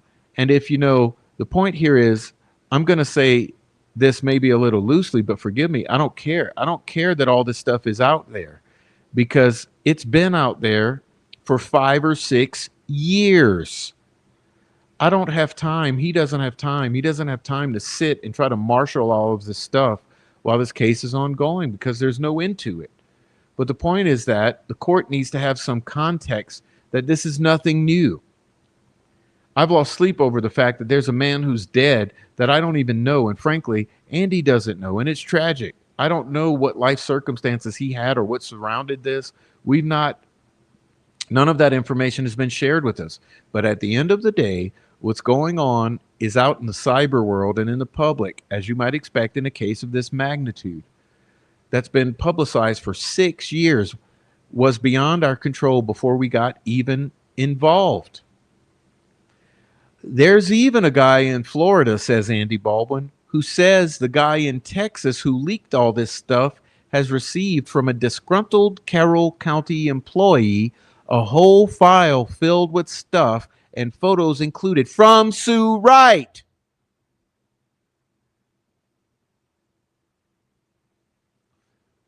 And I haven't even seen the photos that were leaked. I don't know what they are, you know. I mean, if this could be set for a formal hearing in the future where we have a chance to do it the right way, then that's one thing.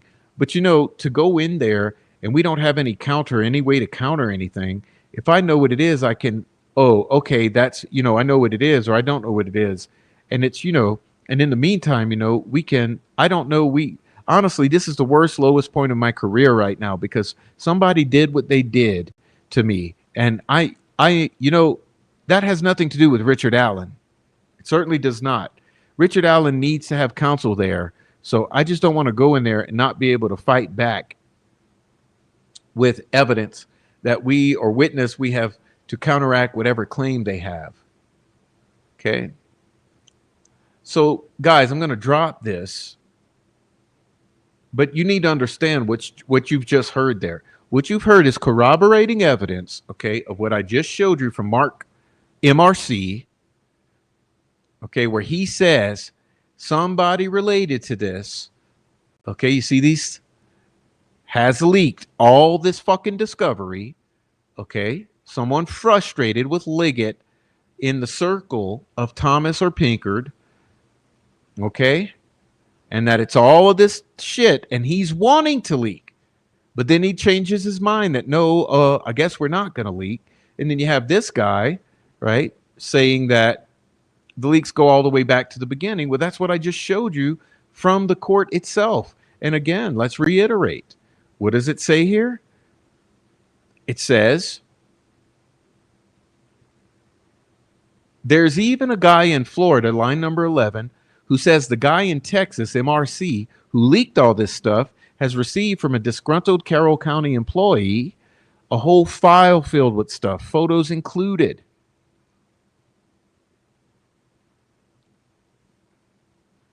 Am I proving it to you yet or not? Let's take another look at something else. Verified information of contemptuous conduct from January, 29th, 2024.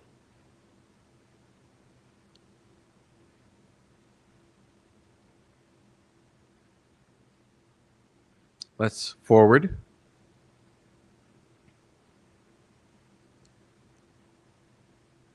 Number 6.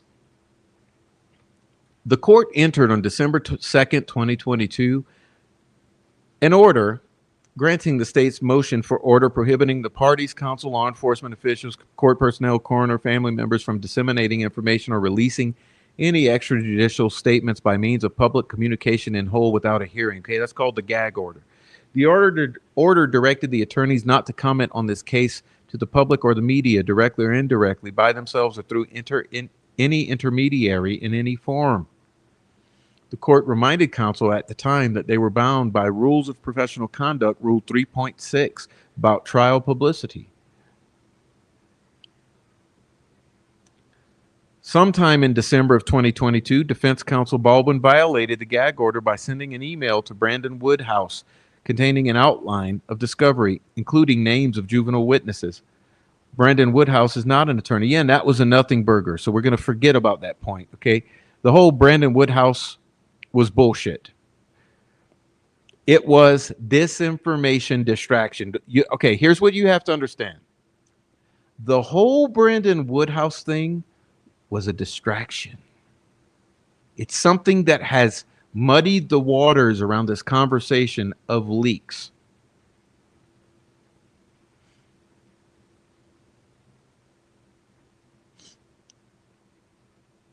But he's making a big deal over it. But let's continue. But he says, on February 13, the state filed a motion requesting protective order over discovery. Number 11, on February 17, 2023, the court granted the state's motion or the protective order governing discovery and put a protective order in place setting forth very restrictive rules to prevent dissemination of discovery in this case to the public or anyone else not involved. In October 2023, the state was made aware by the families of the victims that crime scene photos were leaked to the public. That's right, the patties. The Indiana State Police began a quote-unquote investigation. I'm about to prove to you that that was not a true investigation. It was another sleight of hand into how the photos were leaked. It became immediately obvious that the leaked photos came from the defense. Well, that's the sleight of hand.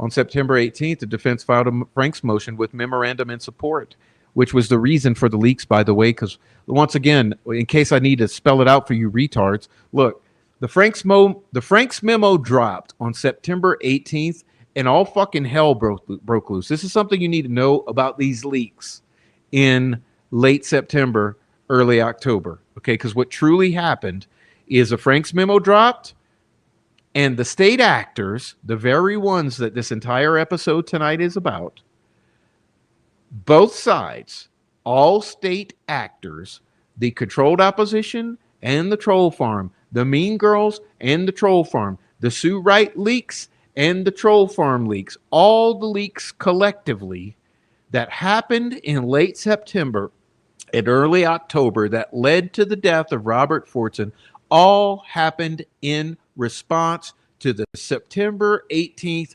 2023 bomb dropped on the world or in the Delphi case that we call the Franks Memorandum, 137 pages. Hello.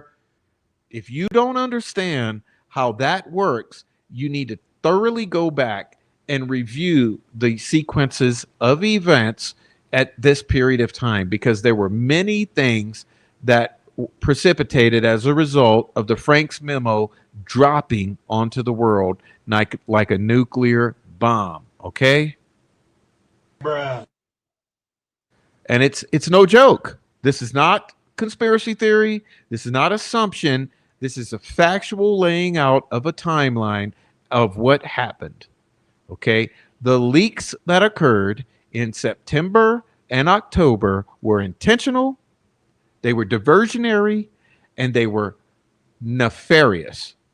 And they were laid out or rolled out by bad actors on both sides. And until you can understand that, you don't understand the elephant in the room in the Delphi murders case.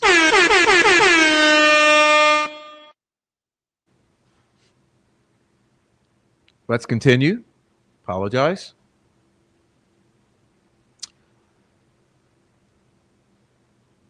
The investigators were led to a podcaster. Oh, let me back up. It says some exhibits were side-by-side photos that the defense created and photos of the crime scene that the defense had altered. The photos were photos that were leaked to the public. The investigators were led to a podcaster who said he got the pictures from an individual that he knew. The investigation led officers to determine the podcaster got the photos from a man that he knew who got them from Robert Forson. Robert Forson received the photos from Mitch Westerman, who is tied to the defense. That's the diversion. That's the falsehood. And I'm going to show you that momentarily. On October 10, defense counsel Baldwin stated in a conference call with all parties that a trusted confidant by the name of Mitch Westerman stopped by his office to visit, snuck into the conference room where all discovery in this case was held, unsecured, and took photos of crime scene photos. Counsel stated this occurred without his permission and the pictures were stolen. Ironically, this was hours after investigators spoke to to Forson and determined Westerman leaked the photos. That was bullshit. Okay, listen. Westerman went in as a cover story for what had actually happened. Okay. Counsel admitted he voluntarily gave Mitch Westerman a copy of the Franks memo to review. Baldwin also stated he gave the Franks to another civilian to review. The Franks memo and exhibits contained protected discovery information that included very sensitive crime scene photos that were leaked by Mitch Westerman. Specifically, the investigation revealed that Westerman gave the photos to an individual named Forson, who then passed them on to individuals who distributed them throughout the internet. False, false, false. All right, so let's do this.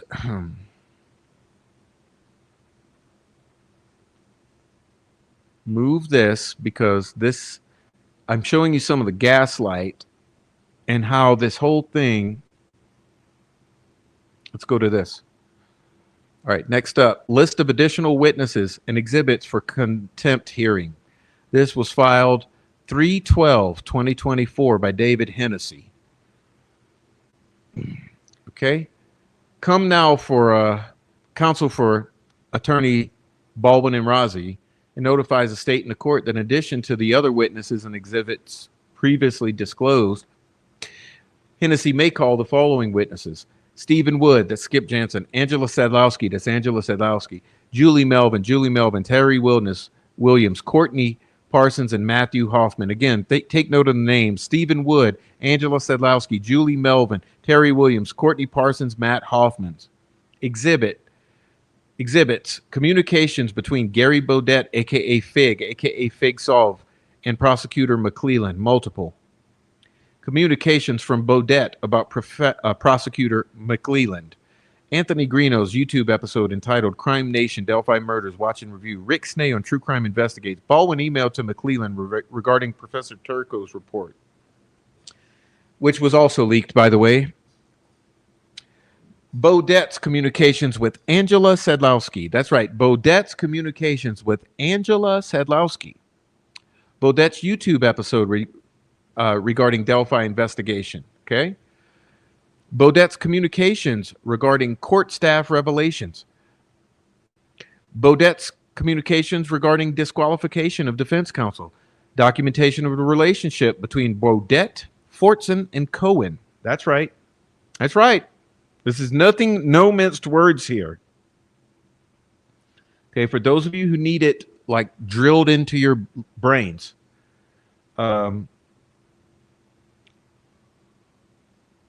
Just a moment, please. Let's see, I'm trying to set something up.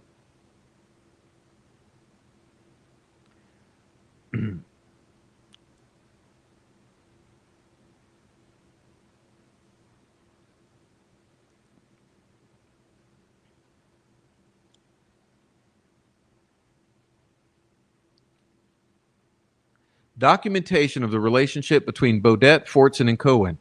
Bodette sending defense work product to McClelland. Listen to that. Did you understand that phrase? I mean, there's nothing ambiguous about that phrase, right? Okay. Bodette sending defense work product to McClelland. Bodette sending information to McClelland.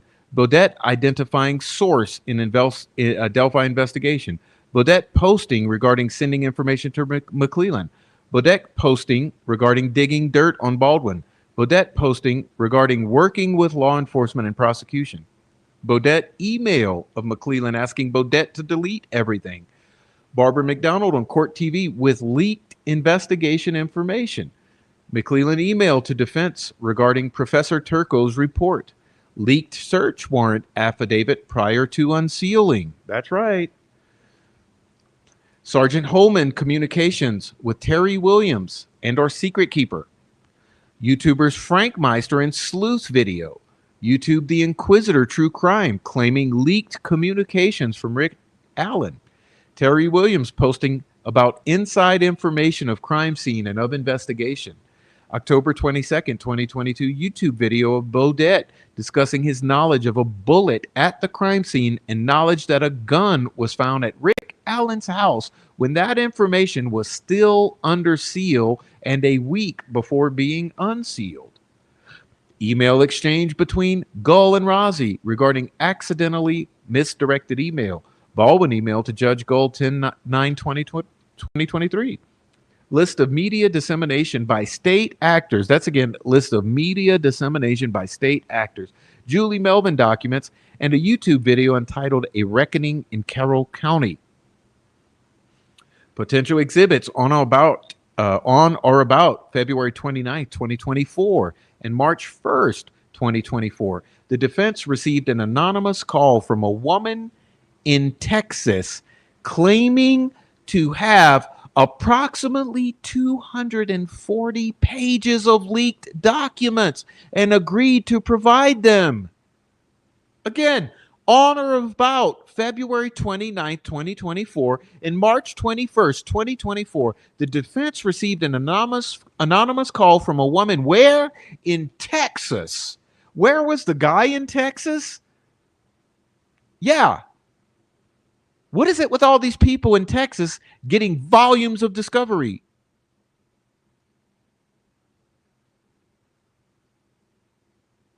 The defense has received only a few of those documents, all of which appear to be available to the public. The defense also discovered information from the prof, claiming that he had delivered 2 pounds of documents to the Indiana Attorney General. That's right, Shibby. It's a 2-pounder. The only time my name appears in the entire Delphi case documents is right here in a good light, in a positive light. So I want all of you out there who make me the number one problem in this case, just remember that the one time my name appears in this entire case, it's in a positive light, which is that the defense had discovered information from the prof claiming that he had delivered 2 pounds, technically 1.7 of documents to the Indiana Attorney General, Todd Rokita. The defense is continuing to investigate that claim, which may result in additional exhibits. Okay? Now, moving on. It's not even it. Okay? But again, let me reiterate again. Last paragraph. On February 29th, 2024, March 1st, 2024, defense received an anonymous call from a woman in Texas claiming to have approximately 240 pages of leaked documents. Okay. And what was this here? Oh, right. What was this? This says there's even a guy in Florida who says the guy in Texas who leaked all this stuff has received from a disgruntled Carroll County employee a whole file filled with stuff, photos included. But sure, I'm guessing it's just a coincidence. All right, let's continue. Thank you, everyone who's supporting. I apologize, I can't call you out now. This is very important, and I'm trying to get through it. It's so much tonight. But thank you very much. Okay. Now, let's see. We're going to go through this one. This one, verified emergency motion for continuance. Come now, the counsel for defense and respectfully moves the court for an emergency continuance only of the March 18, 2024 contempt proceedings. In support of his request, counsel states, on March 1st, 2024, counsel took the deposition of First Sergeant Holman. Okay, First Sergeant Holman, at which time it was learned that there were recorded interviews that had not been provided to prosecutor or counsel. It was also learned that the attachments to First Sergeant Holman's report had not been provided to the prosecutor or counsel.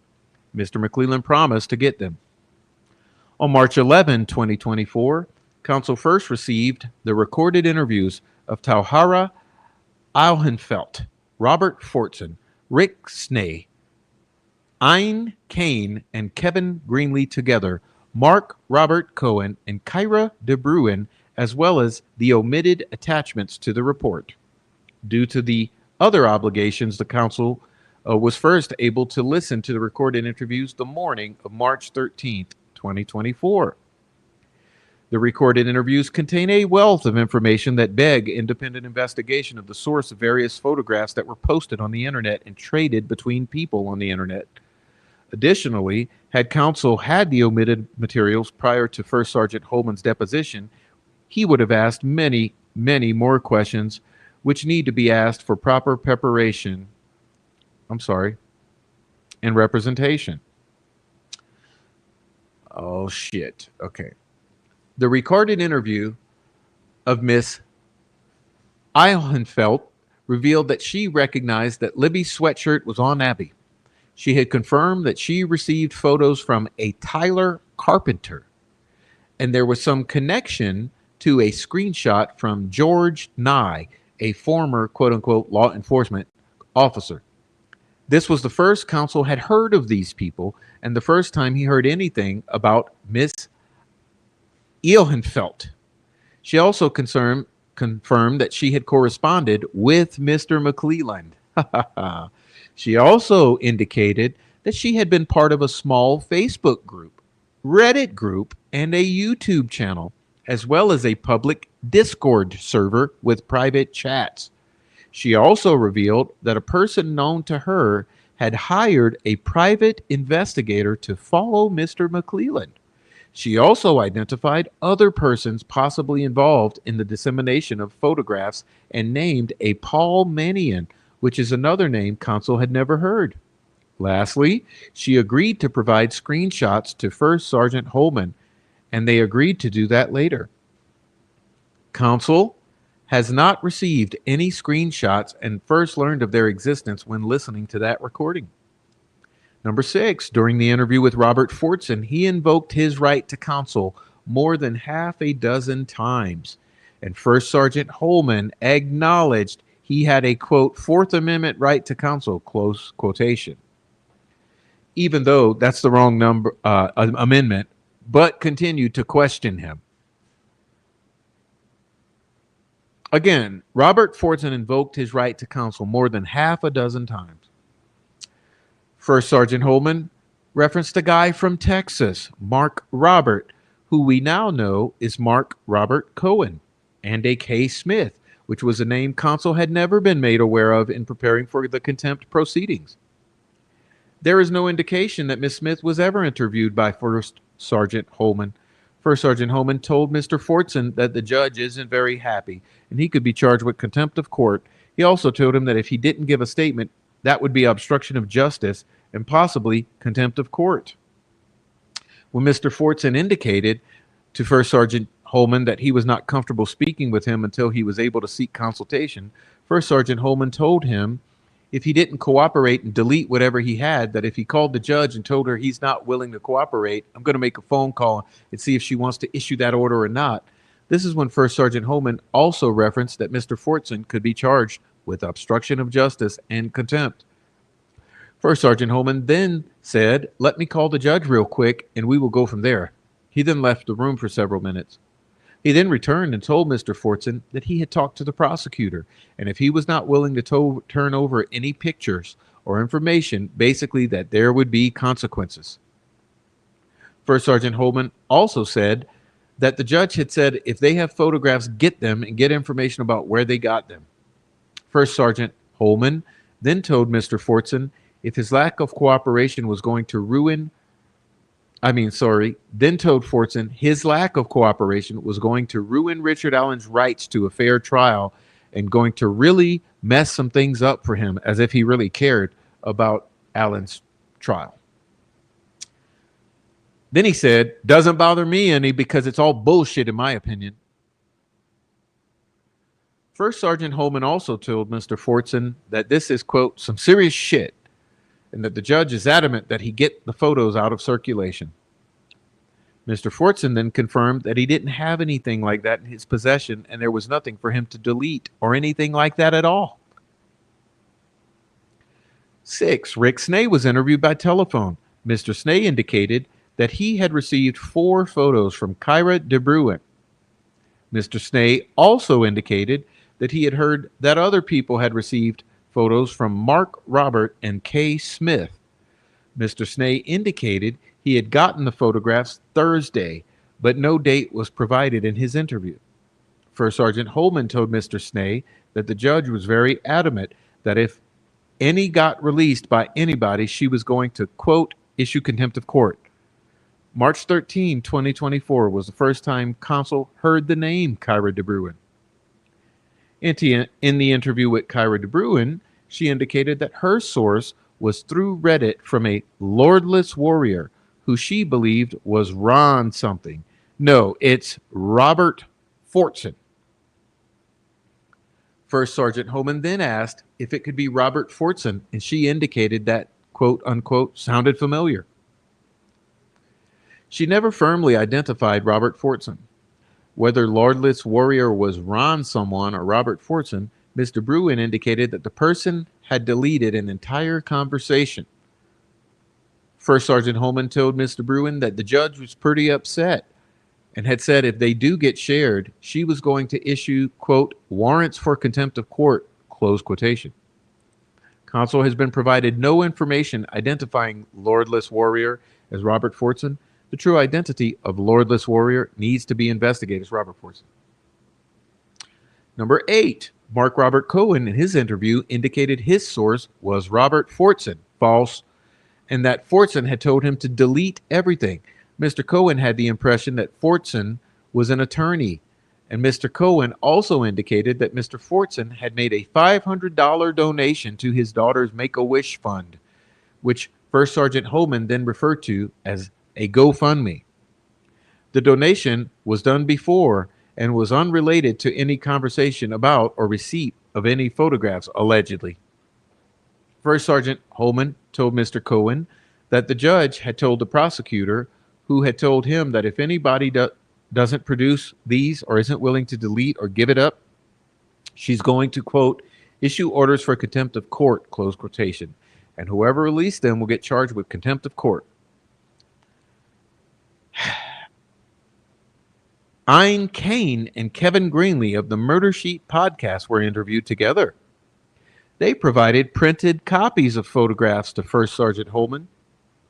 They identified their source as Mark Robert, but they only had 7 photographs, while the prosecution alleged that 9 photographs were disseminated.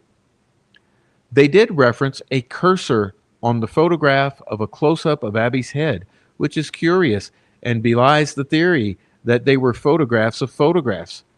Miss Kane and Mr. Greenlee indicated the close-up of the head was to document something in her hair, which was supposed to be antlers or horns. That indicates some source other than what has been alleged. At the end of the interview, Miss Kane and Mr. Greenlee told First Sergeant Holman that they would provide him, quote, 100 plus screenshots, close quotation. Counsel has not received any screenshots that were provided to First Sergeant Holman.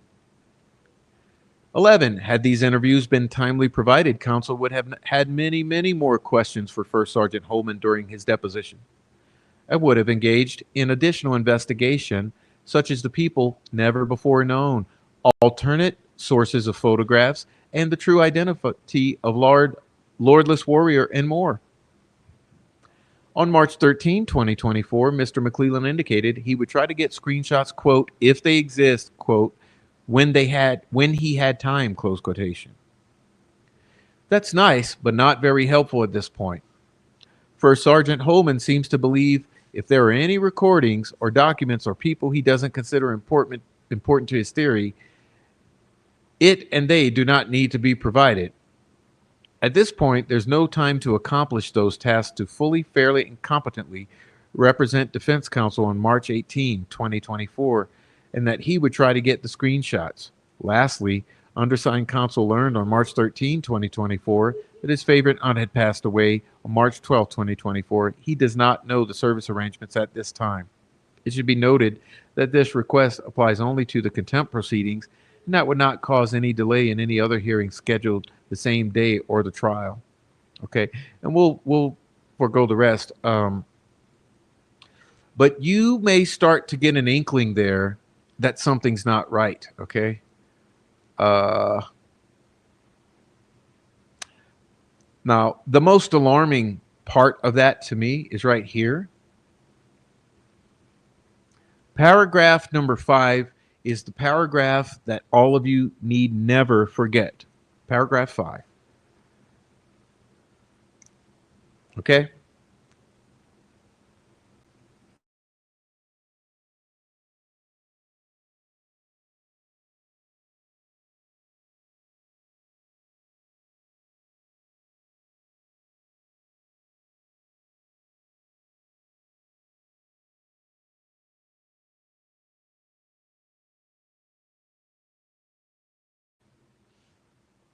Okay, sorry, I needed something to drink.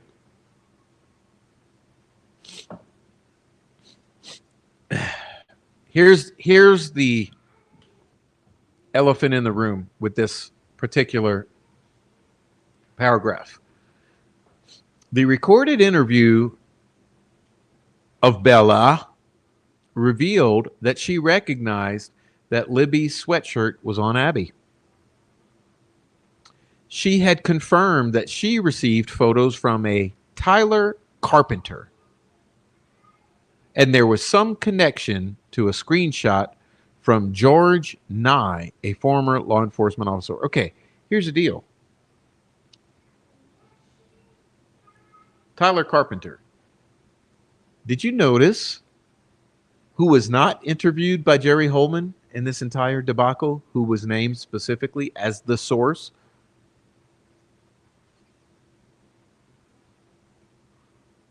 I'll wait, because Rebecca's here hitting it on the head. You see, Holman was withholding evidence. Matter of fact, he never even investigated Tyler Carpenter. Now, if Tyler Carpenter was the source of the photos for Bella, that leaves an alarming loose thread hanging. An unanswered question. Who was the source, or what was the source, for Tyler Carpenter?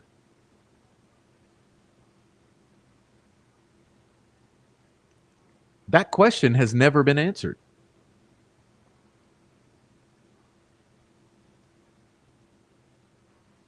Again, let's before we move on, let's answer it again.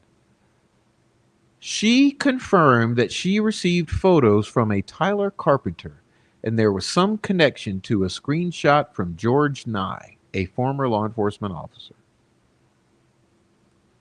Back to here.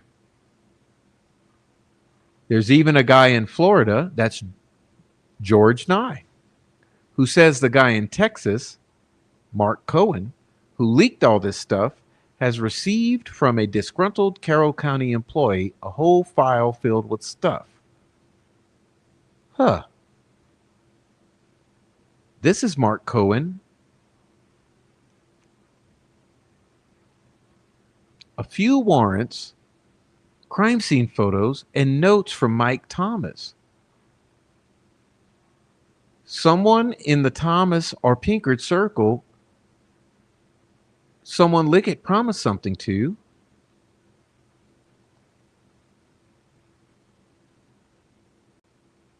But now we're not going to leak anything.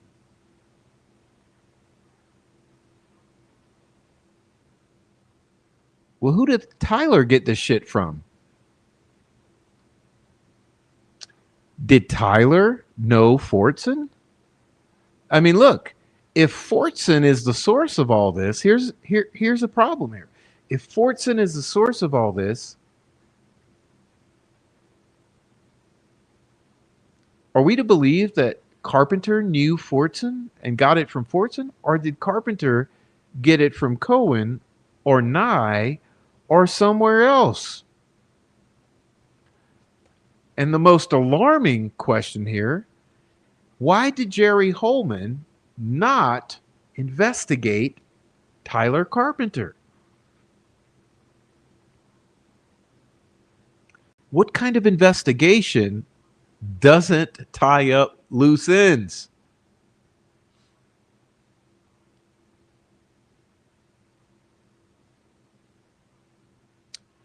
And I'd like you to remember a thing or two. When all of this happened in October, after the Franks memo was released, and I was not involved, and I posed the question. Actually, let me show you something because you'll never believe this. Let's see. Let's see if I can do it. Because you guys know I'm kind of snarky, right? You know I'm kind of snarky. You may remember this. Let me show you this. Got to dig in my files for it in just a moment.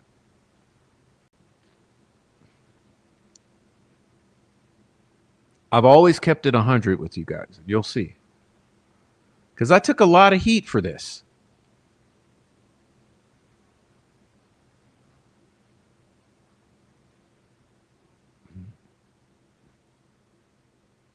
You guys remember this?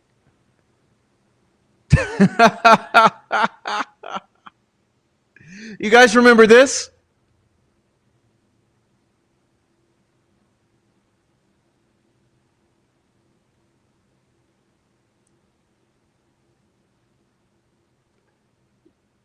Because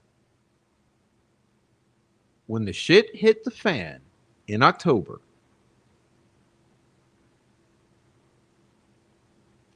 I posted this on my community page. And I said, would everyone who received the crime scene photos who were involved in leaks please put their names? And you know what's funny about this? This is still an accurate list as of today. That's right. That's right. It's still extremely accurate.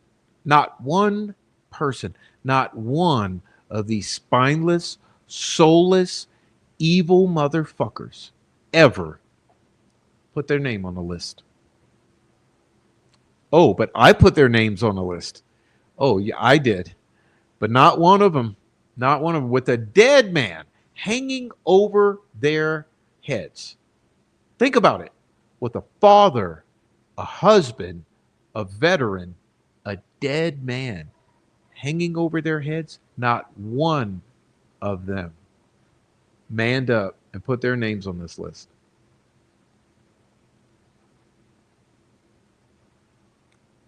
Can't make this shit up. Okay.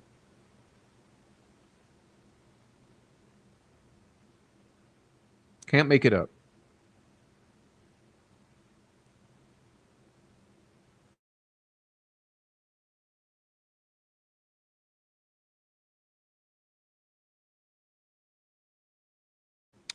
All right, so what we're going to do here is we're going to take a look at the contempt proceedings on March 18, 2024.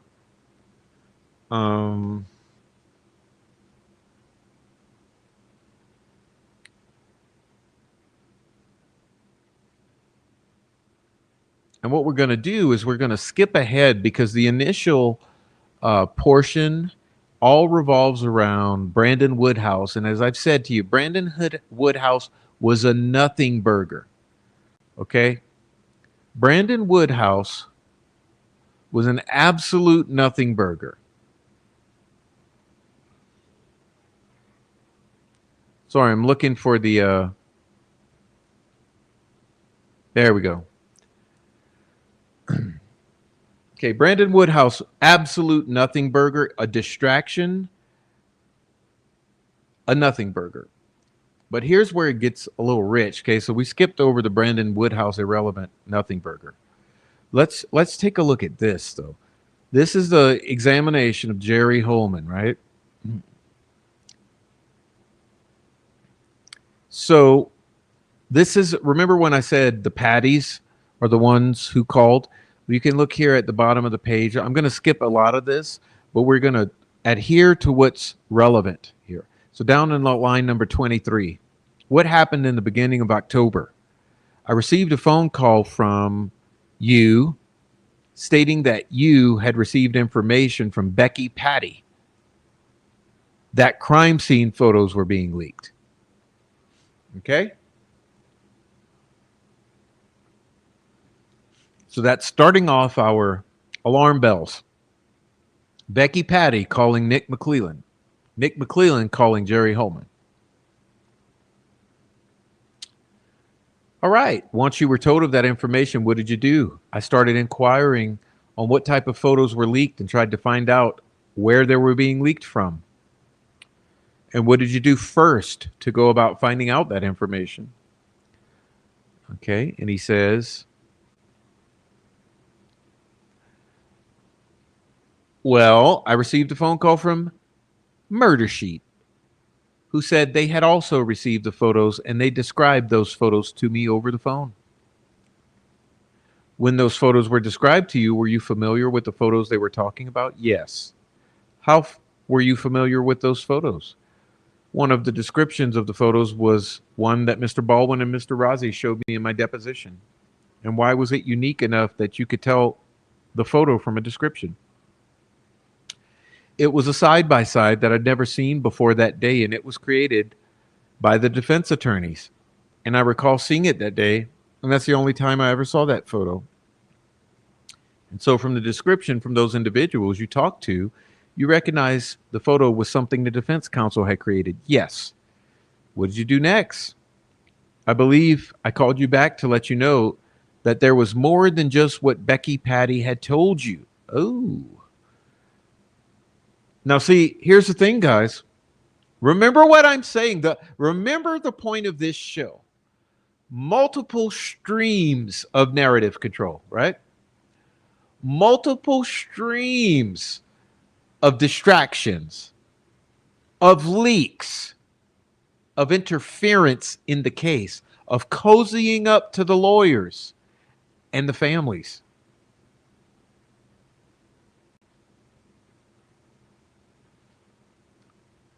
I talked again to Murder Sheet, who said they knew who sent them the photos. And who sent them the photos? Mr. Cohen. And did you speak to Mr. Cohen? Later I did.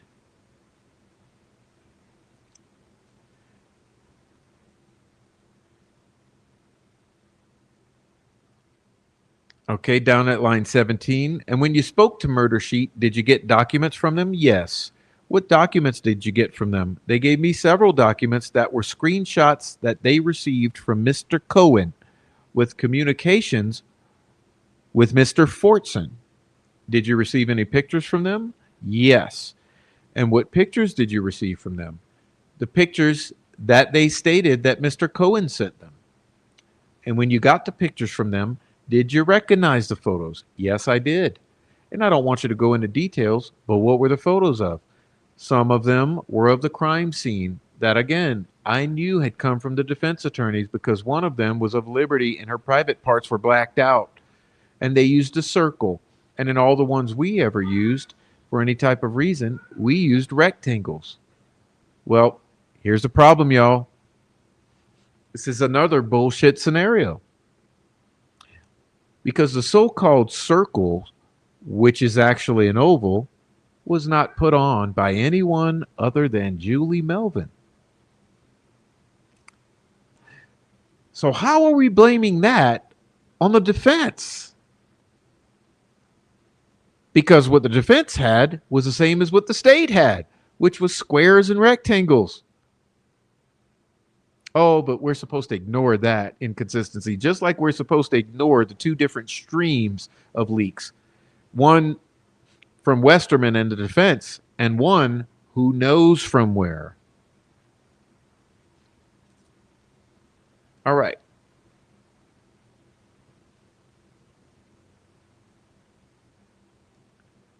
And so Hennessy shows some stuff, and he says, what is this? These are photos I received from Murder Sheet. And what do the photos show? Crime scene photos. And some of them are pictures of drawings of the crime scene. And do you recognize those photos? Yes, I do. And how do you recognize those photos? Again, they're crime scene photos and also photos that were presented to me in my deposition. Judge, I'm going to ask the court to admit what's been marked as State's Exhibit 5 Admit them under seal. The graphic crime scene photos. I did not transmit those to the defense. Okay. Let's continue. We're going to skip ahead. Now keep in mind, look at line 16. There's 5. 5 admitted. Now remember, murder sheet claims 9, right? Or 7. Murder sheet claims 7. Prosecution claims 9. But all that's given in this instance is 5. Okay. 5 admitted. 5 sealed.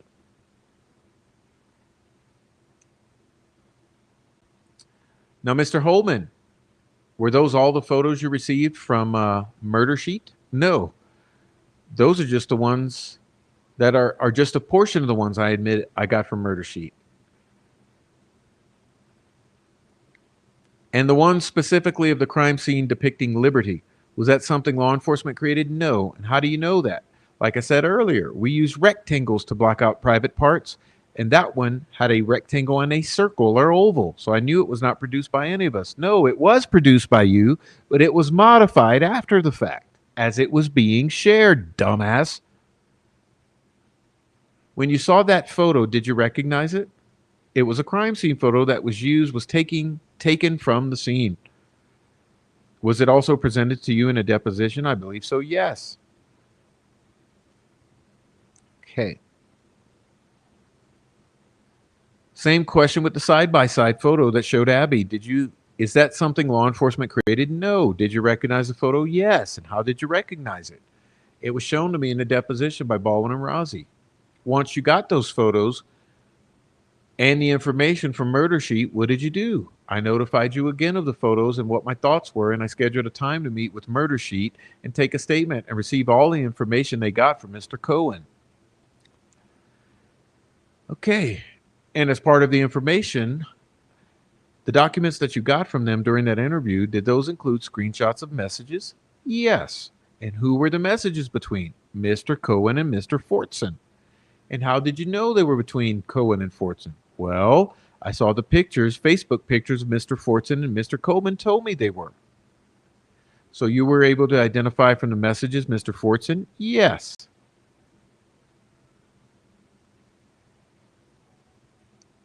I'm going to show you what's marked as State's Exhibit 6. I believe you're familiar with that bundle of documents. Yes. And how familiar are you with that bundle of documents? Those are the documents I received from Murder Sheet. And what can you describe what those documents are? Not the content, but what are they? They're screenshots of communications between Mr. Forson and Mr. Cohen on Facebook. Okay. Blah, blah, blah, blah, blah.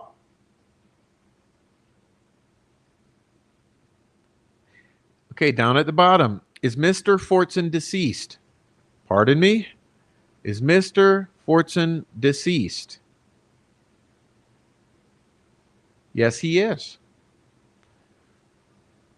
Judge, I'd object on hearsay. It's impossible for the defense to be able to cross-examine and confront the speakers. This is clearly communications between two people, neither of whom are available for cross-examination. Okay, so blah, blah, blah, blah, blah, arguing. Let's continue. What did you do next in the investigation, Holman? After receiving this information, I did an audio videotape statement of Murder Sheet. Then I contacted Mark Cohen. Did you interview him as well? Yes. And after you interviewed him, what did you do next? After I interviewed Mr. Cohen, I interviewed Mr. Rick Snay.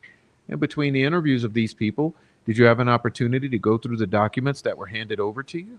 Yes. And the interviews you conducted with those people, did it match the information in the documents? Yes. After you talked to Mr. Snay, what did you do next? What did you do after Mr. Snay? Miss Kyra DeBruin. And through your investigation, did you continue to gather information on how the photos were leaked? Yes. What was that purpose in interviewing these people, to determine the source? Yes. And once you saw the messages from Mr. Forson, did you attempt to interview him? Yes. Did you attempt to interview him about things in the document? Yes. Did he give you information? No.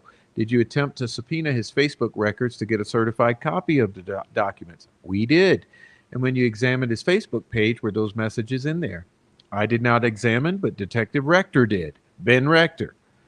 And after you attempted to interview Forson, who did you interview next? I attempted to contact Westerman after I interviewed Forson. And so the information that you got from the investigation at this point, where did it tell you the leak was coming from? Westerman. Did you know who Westerman was? Not at the time, no. Okay. So we're going to skip ahead. Now notice the gap once again. Where's the gap in all of this? Where's the gap?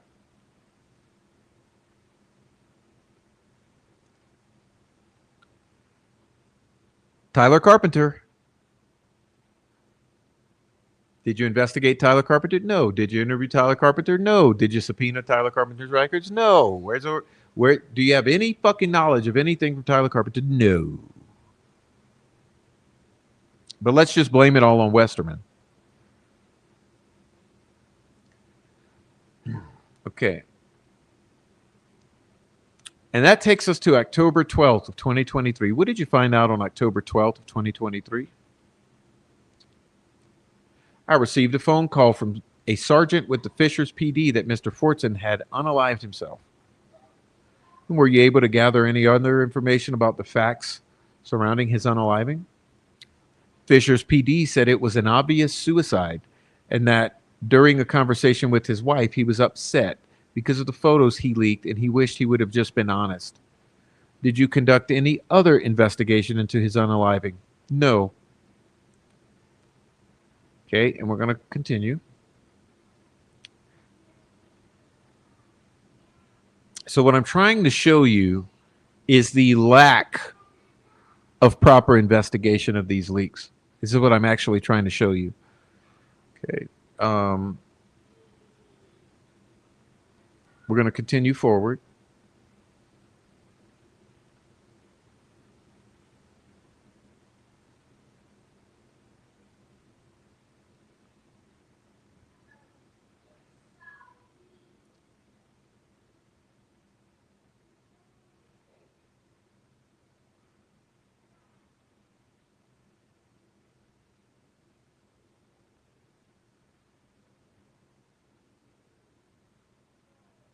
I guess before I skip this page, I'd like you to look at this page. Look at line number 9, 10, 11, 12. The side-by-side with Abby. Can you say, without revealing too much, yes, there's a side-by-side. Half the picture was a picture of Abigail Williams, you know, with the sticks on her body. And the other half was a picture of an asterisk. Of a who? Like an asterisk, like a star. So do you understand what the side-by-side is? It's a picture basically of that rune, that bind rune, next to the picture of Abby. So it's highlighting the shape of the sticks that are placed on her body. Do you understand the side-by-side now? Okay, let's continue. This goes through the interrogation of Forson. I'm going to skip it because this is not what we're doing here. They go into some of the other interviews with De Bruin and Forson and all this stuff. So let's continue. Let's see.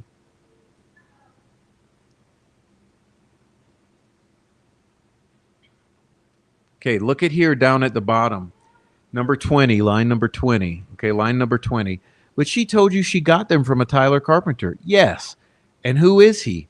I don't know. You could never find him? Nope. What? Hold on. Line 20 here. But she told you she got them from a Tyler Carpenter? Yes. And who is he? I don't know. You could never find him? Nope. What? What effort did you make? What's that? What effort did you make to find the source of the photos? Tyler Carpenter. At that time, we were just, I talked to the prosecutor. At that time, we weren't interested in all the people that had them because we had already located the source and where they came. So see what I mean, you guys? How the fuck did this person or these people properly investigate the Delphi murders when they could not even investigate leaking of crime scene photos properly? Okay? Prof found Tyler Carpenter.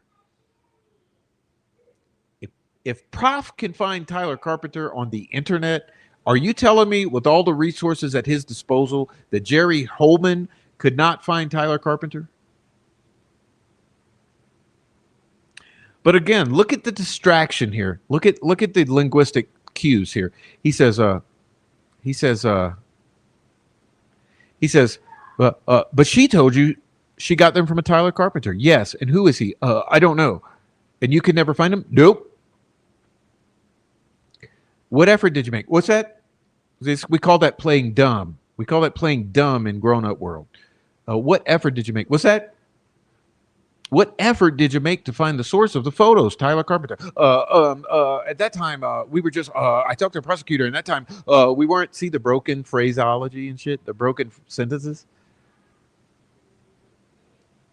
He was dealing with confirmation bias. He needed Robert Forson and Mitchell Westerman to be the source of all the leaks. So he confirmed his bias by not going interview Tyler Carpenter. See? At that time, I just talked to the prosecutor. We weren't interested in all the people that had him because we had located the source of where they came from in our minds.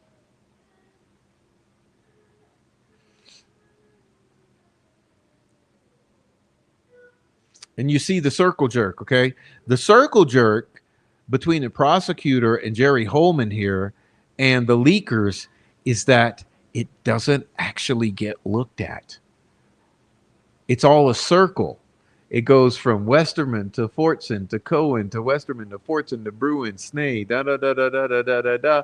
And Carpenter's over here, right? Carpenter's out here. You don't know who his source is, and his source is likely not the source of the others. That's the elephant in the room in this. He didn't want to know where Tyler Carpenter got them from. Okay? Now,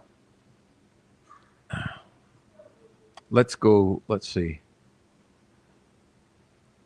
Watch how stupid it gets, okay? Let me try to do this.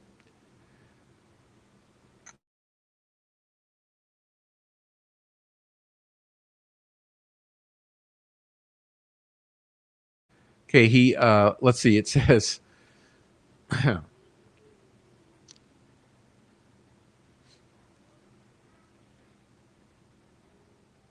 okay, it says line number 10. So from that, you learn that a Tyler Carpenter allegedly had them. No, Kyrie DeBruin. No, who, what, who, Tyler Carpenter, Tyler Carpenter, who, I don't know. You just admitted Miss Ionfelt told you she got them from a Tyler Carpenter. Are you saying Tyler? Tyler? Yes. Carpenter. Yes. You see? I mean, are you guys not seeing the stupidity? He's feigning ignorance.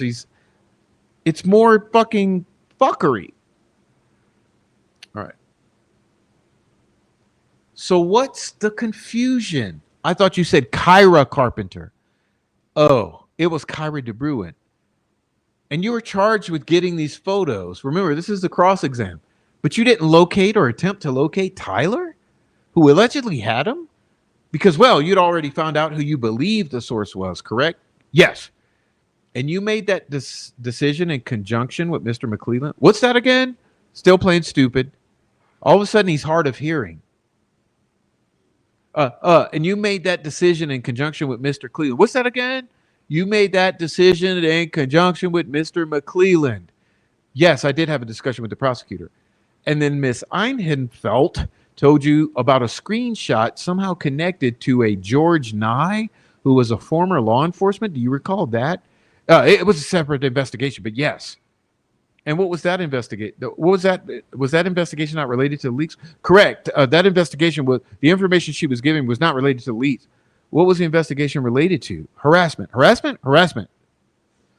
And then she told you she had sent them to Christina Mack. She sent the photos, or yeah, the photo. Yes. And so, did you talk to Christina Mack? No. So she still might have these photos. She hasn't released them, so she has not released them. If she does, I think, well, you haven't seen that she hasn't released them. Correct. You don't know how many people they may have been sent to. That's correct. And the same with Tyler Carpenter. He still might have them. Yes, sir. And how many? You see, are you guys seeing this? I mean, dude, am I the only one? Am I the only one? Let's see. Tyler Carpenter, Christina Mack. Both troll farm, both prosecution uh, uh, heavy individuals. Wait. What? Hold on. Christina Mack, Tyler Carpenter, you don't even go and talk to.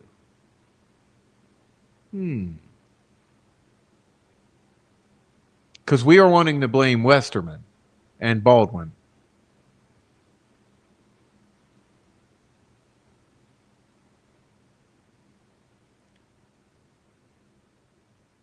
All right.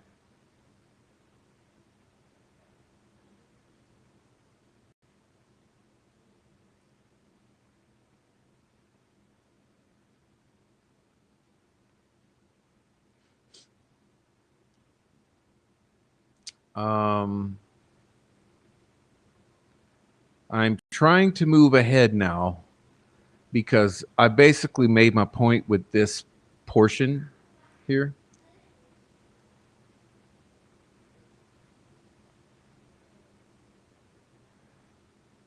Number 10. Okay, in your deposition at page 8 under oath on March 1st, 2024, you indicated that the leak from the search party member had some text messages and some photos of clothing. Yes. And you're not calling them crime scene photos. Why? Because it was before the police was notified. It wasn't a crime scene until we got there. What? So you're saying civilian found the girls first? Yes. So then he took pictures before law enforcement got there. Yes. What? Bruh.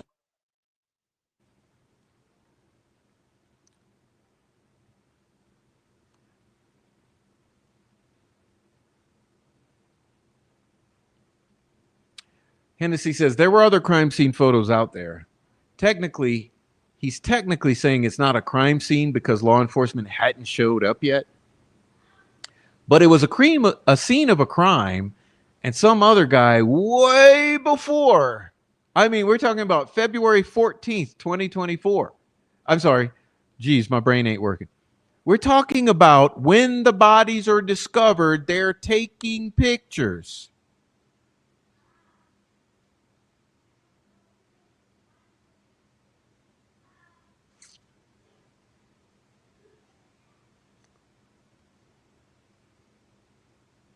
Okay? But no. Holman wants to play semantics. He wants to play semantics. Those are not crime scene photos because law enforcement hasn't shown up yet.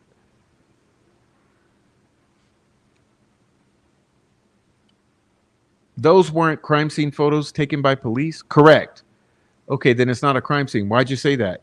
This is not a crime scene, not crime scene photos. Those may be photos taken by civilians, but he's testifying they were not there yet. Correct, but it's so they can't be crime scene photos taken by police.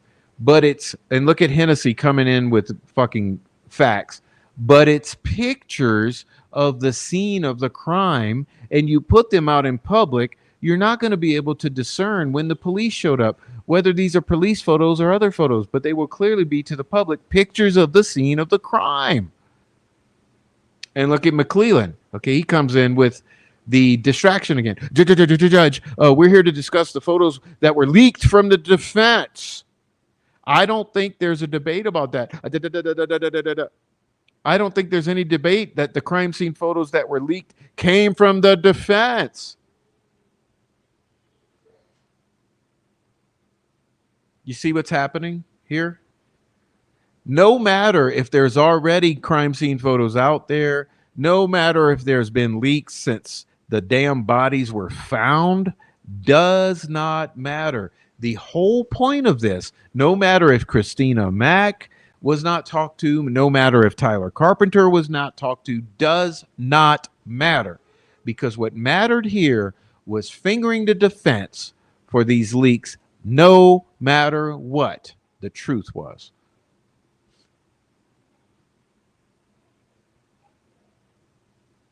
You see?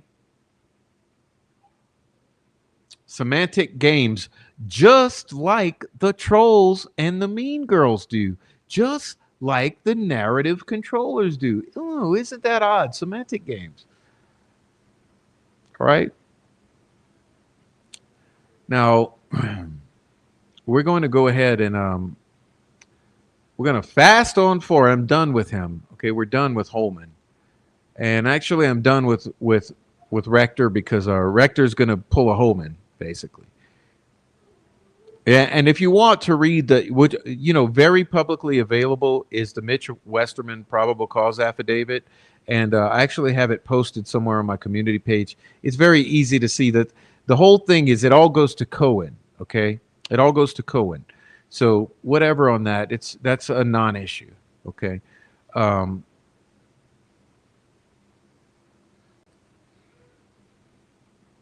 So what we're going to do is blow this up, and we're going to keep going.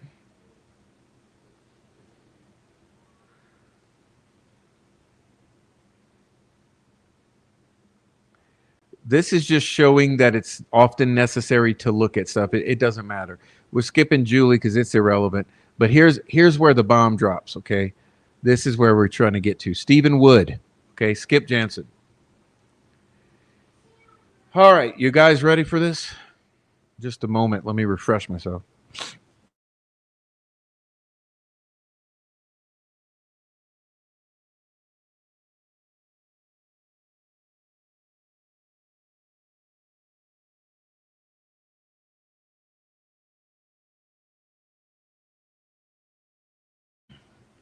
All right. So we're going to jump ahead. Stephen Wood. Okay. I followed it since August 2020, says Stephen. Do you know a Gary Baudet? Yes. How do you know him? He and I became friends. We initially met around, I think, January of 2022. I made several appearances on his channel, YouTube channel, talking about the case, and we just became friends over that time. And were you part of a group that he was part of a group of? I'm sorry, what? Say it again. Were you part of a group that he was part of? Yes, we were in a Discord group. Do you know of different names that he went by? He went by Fig Solves.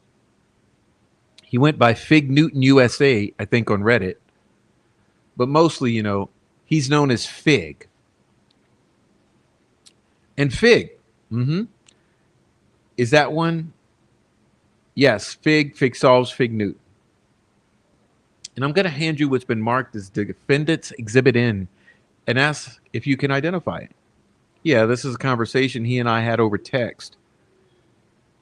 And how do you know that? I'm just familiar with the conversation. He and I talked a lot. Like I said, we were good friends, so we communicated a lot.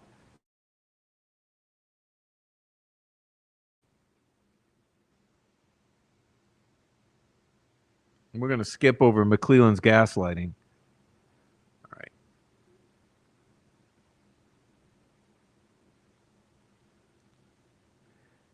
Now you can see that what's happening here, okay, as you look through these, and I'm not going to read them, you're not babies, you can go find this transcript if you want. Because again, it's the March 18th contempt hearing, okay? What you're going to see here is that McClelland continuously objected to the admittance of any of this evidence, and Judge Gaul continuously sustained those objections. But just pay attention. Okay, so N is not admitted. And now it's O. Can you identify that? Yes, this is another text conversation between Fig, Gary Baudet, and myself. It's covering several different things about the case, about sources in the case mainly. Thank you. Defendant Exhibit O offered. I guess, can I take a look at it, please? What is this? Same objection as before. The relevance to what we're here to discuss today in court. Same objection. Same response. And I'll show O is not admitted. Okay. I'm going to hand you an envelope marked flash drive FIG, November 22, 2022, YouTube video. Are you familiar with that? I'm familiar with the video, yes. And inside is a flash drive of that YouTube. And you recognize that? I do. And what does he talk about in that YouTube? He talks about cartridges, bullets, casings, unspent cartridges. Unspent casings, cartridges, mostly evidentiary stuff for the most part. Defendant Q offered. Judge, I'm going to object. Same objection. Relevance. Blah, blah, blah, blah, blah, blah, blah. Same response. Okay, Q is not admitted. And then did Mr. Bodette reveal a lot of detailed information about the investigation? Objection, Judge. Same objection. Blah, blah, blah, blah, blah. Sustained. Same relevance. Same. My theory and theme regarding contempt and punishment. There's two parts to it. You need to give that exhibit to Jody if you want it in the record. She has it. Okay, you've got it. Do you have any further questions for the witness? Offer to prove. Go ahead. I'd like to do it in question and answer form. It'll be brief. That's the preference under the rule. You may proceed. Thank you. Could you please, just for the record, indicate what kind of information Bodette was putting out there? Are you specifically to October, November 2022, or just in general? All over. A lot of stuff. So he claimed to have different sources, and he talked about a lot of things.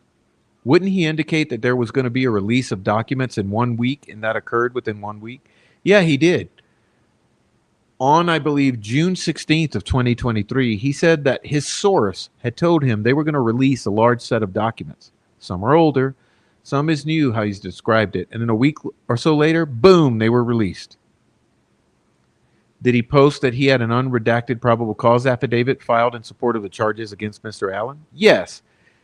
And was that before it was publicly available? I don't recall exactly. I do recall that he was adamant about the fact that the PCA had two versions. There was a 1.0 and a 2.0. And what we've seen, the public has seen, was the 2.0 version. And again, that came from the same source that told him about the documents that were released in June. And did he claim that this source was an employee of Judge Gaul? He did. And did he ever identify that person? He did not. Did he attribute other leaked information to that source? Yes. And what was it? He said, well, one was more opinion-based. One said that this person thought that Richard Allen was guilty and hoped Judge Gaul kept him in Westville for a long time. Like I said, it was the PCA, the version 2.0 version of that. The documents that were released in June. I mean, there's no reason to believe he wasn't telling the truth because everything he was saying was right. So do you guys see what I'm saying here? Let's take a break here. Do you see what's being said here? That now another leak is being revealed. A source directly in the employ of Judge Gaul. Is that not just what he said? I mean, come on.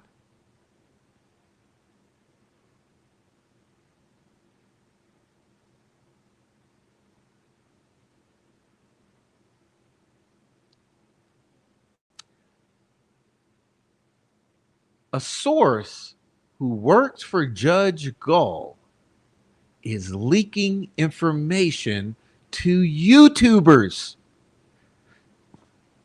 The judge is leaking information to YouTubers.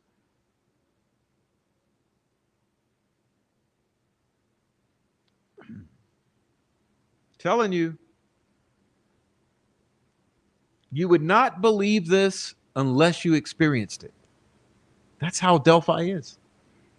It's totally unbelievable.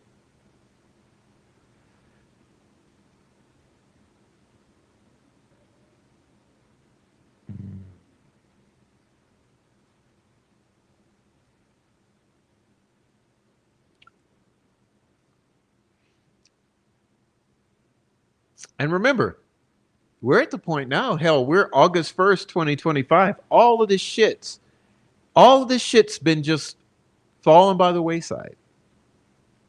But not in my mind and not in some people's. We'll never forget. All right. Sustained. Object. Sustained. Object. Sustained. All right. Blah, blah, blah, blah. Okay, so are you done with this witness? I've sustained the state's objection. Okay, listen to this one. Okay, it gets even better. It gets even better. It's not done yet. We're not done yet. Are you done with this witness? I've sustained the state's objection. No, I'm sorry. Did he identify any other sources? Say again, sorry.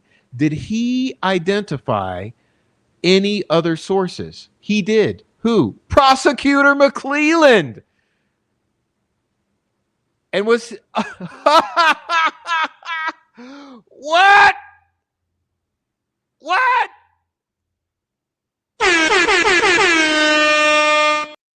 Bruh. Well, obviously we have a rapist in Lincoln Park. He's climbing in your windows. He's snatching your people up, trying to rape them. So y'all need to hide your kids, hide your wife, and hide your husband because they raping everybody out here. And they raped Richard Allen. But Judge, I'm going to object. I'm going to object. Hennessy says, line number 15, the documents would establish that Mr. McClelland and Mr. Bodette were in communication. They were trading information. Mr. McClelland said he wanted to talk to other people in the group. Mr. McClelland sent Mr. Bodette a message telling him to delete everything. So that would be a testimony. And then lastly, so he and Mr. McClelland communicated, and then any other sources besides the employee of Judge Gaul? Well, Judge, I'm going to renew the same objection. Okay.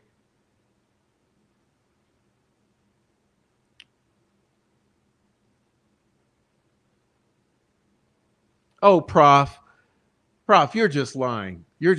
Clearly, the judge was not leaking to YouTubers, and clearly the prosecutor was not leaking to YouTubers, and clearly other state actors were not leaking to YouTubers, and clearly there were not leaks going back all the way to 2017, and clearly the Mean Girls were not leaking to YouTubers, and clearly Matt Hoffman was not leaking to YouTubers, as was alleged by Murder Sheet, when Murder Sheet reported that Matthew Hoffman had been leaking phone pings, other information to YouTubers. Clearly none of that really happened. It's all just rumors, Prof. All just rumors.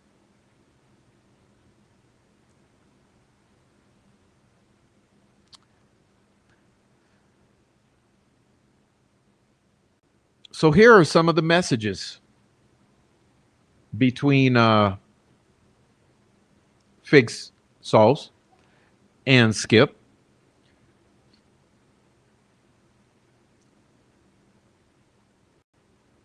I got documents.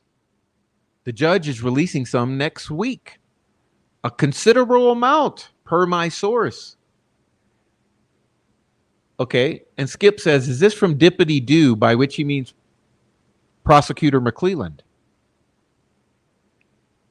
Is this from Prosecutor McClelland? No. Person who works for Judge Gaul. Oh, that's cool.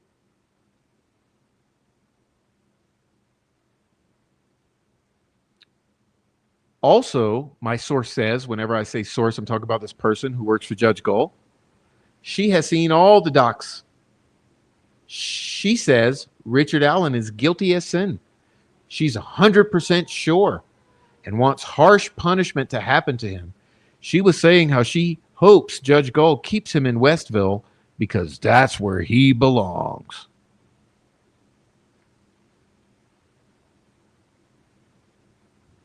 Right, I understand. Well, that's what Baldwin's press release says, and he should know. So keep this in mind. And to yourself, please. You know my source? The one who works for the judge? Yeah. They said the version of the PCA that was released is a 2.0 version. The 1.0 was even more embarrassing for law enforcement.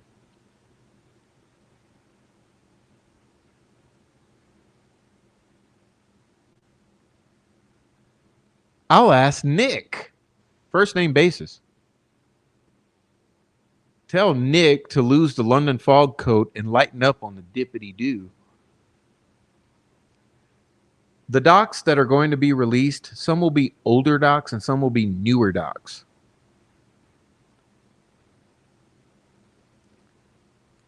Gotcha. So I can email him telling him I have someone from the group who will talk to you. She agreed. I sent it. How you like that? Do you think he will respond? Don't know. What have you done today to help the prosecution? Says Fixolf.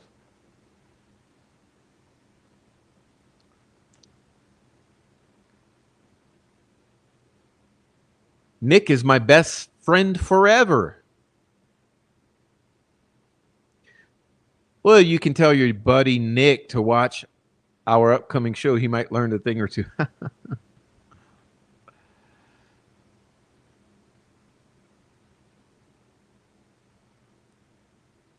All right. And this is talking about one of Murder Sheet's sources is an ISP. Someone they met from their Burger Chef stuff. Okay.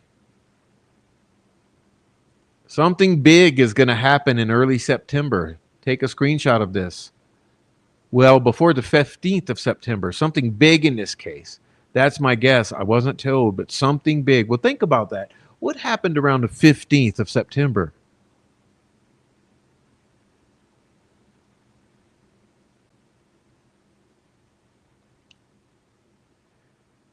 Here's from McClellan to Gary. I really appreciate the information, Figsolves. I'd be interested in talking to the person from the group and getting more information and details about what is going on within the group.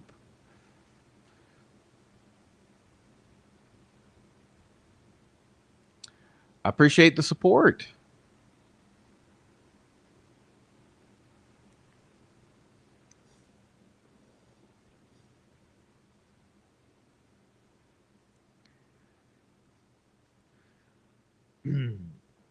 You see, I can't draw attention for the sake of protecting sources and working with law enforcement and Nick McClellan. Again, I'm reading the first one. I need you to do this.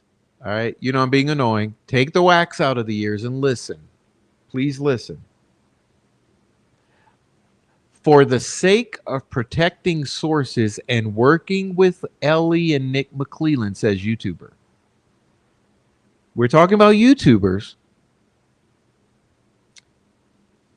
So the one whose source is an employee of Judge Gaul and Nicholas McClellan says he's working with law enforcement.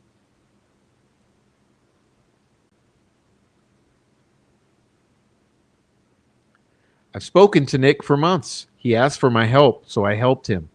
I can't remember if I passed this info along to Nick.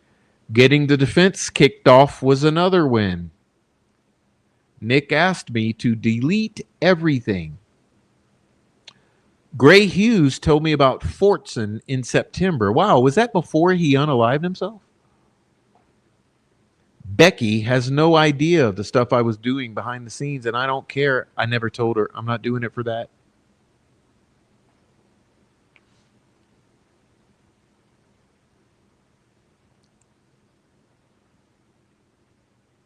All right, and now we get into two of the individuals mentioned in the prior transcript. That's Tahara and Christina Mack. Okay. Tahara, Christina Mack. Wait, you're meeting Holman today? Bella. Yes, I'm 20 minutes away. Oh my God, you got this and some. I'm so nervous. My hands are sweaty as fuck. Make him slip up with some details. Girl, I'll be shitting myself. I am crying, laughing. I don't know what to expect.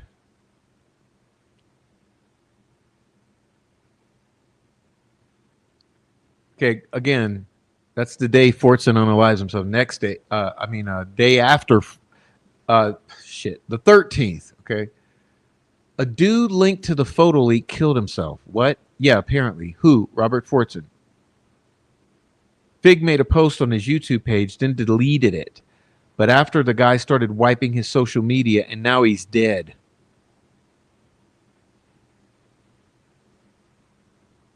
Me and Bella tomorrow after Nick and Holman fuck up and let our name slip. Ha ha ha. But for real, if it's on live TV, I'm going to be like, sir, you had one job. I will hire and press a private investigator myself to follow Nick around and make him paranoid. We all need to. That man will never know a good night's rest again. I'm just going to send him a message immediately like, yo, what the fuck, Nick? I thought we had a deal.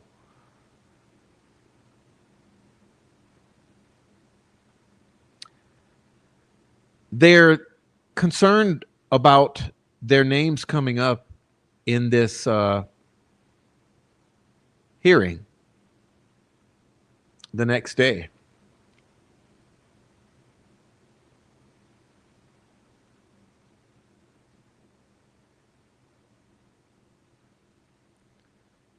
This is a QAnon level of delusion. Lol, this is the only time they haven't blamed Bella, Meerkat, Fig, or Murder Sheet for something, and we're all the reasons for it. Wait.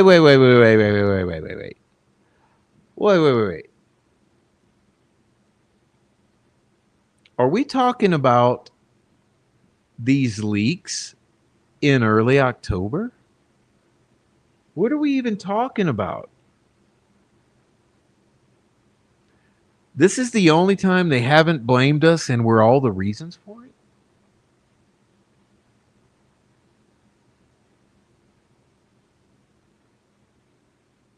Because they're terrible slews. We did that part. They just squawked loudly. What's ATL's name? Like her full name? Kyra what? What? Kyra De Bruin?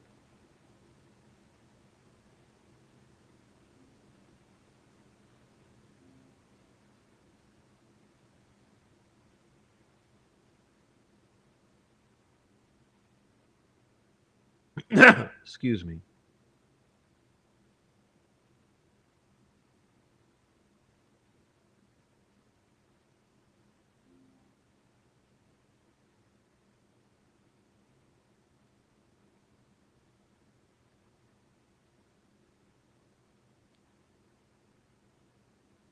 You guys see this?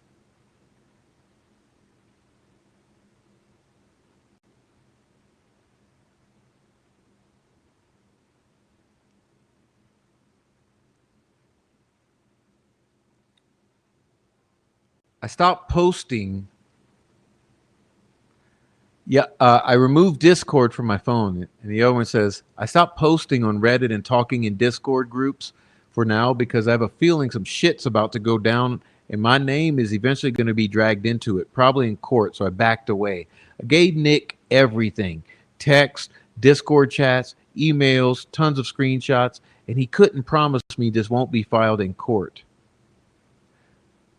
Am I going to be in trouble? No, you weren't in anything. It's mainly Angela. Well, hold on. Hold on. Why would you be worried about being in trouble? Why would you be worried about being in trouble if you didn't do anything wrong? Hold on.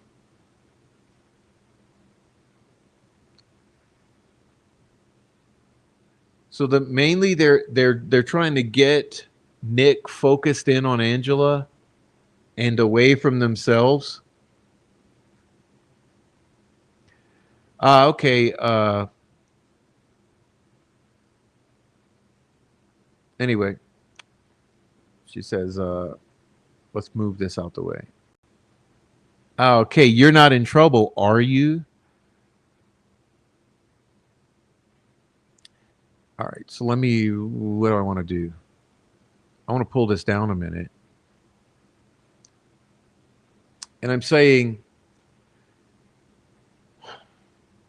I'm showing you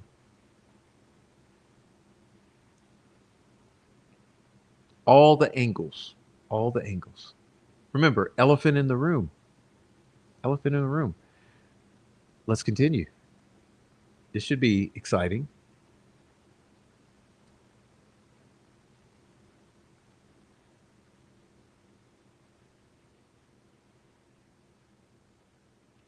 Mark Robert, crime scene photos leak. I have CC'd everyone involved with the Flora and Delphi investigations as this pertains to both cases, and I do not know whom I should direct this information to. Please ensure that it is given to the appropriate agency as appropriate. In February of 2023, I received a number of communications from individuals, namely Chris Long and Thomas Frost. Keep those names in mind.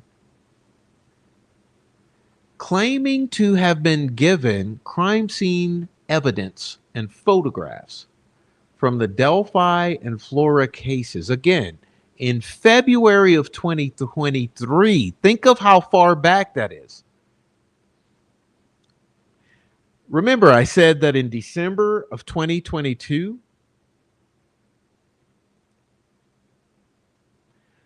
there were leaks. In January of 2023, and by February of 23, Miao Zedong, who's sending this email to Doug Carter et al., says in February of 23, I received a number of communications from individuals, namely Chris Long and Thomas Frost, claiming to have been given crime scene evidence and photographs from the Delphi and Flora cases. This individual went by the name Mark Robert. I voiced my ethical concerns with the photos and denounced sharing these images. See screenshots from February to March 23. I severed communication with these individuals since. I did not personally investigate the individual disseminating these images and did not disseminate them. They were, however, adamant that this came from local law enforcement.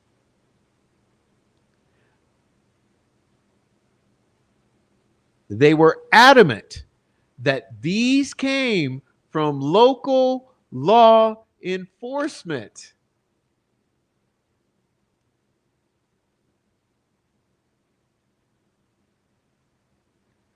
The photos and screenshots that were sent to me are attached.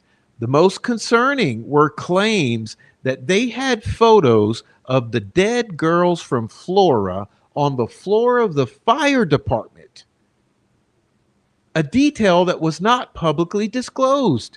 Again, the leaker claimed to be from law enforcement. And I immediately reported this to local law enforcement and the Flora Volunteer Fire Department.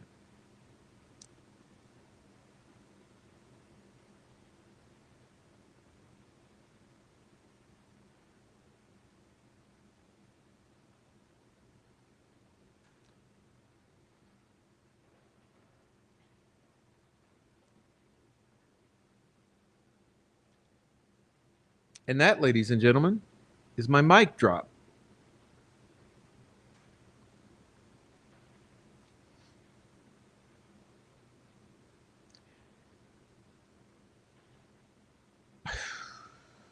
You see, you may have wondered why I've made such a noise about what occurred on March 12th of this year.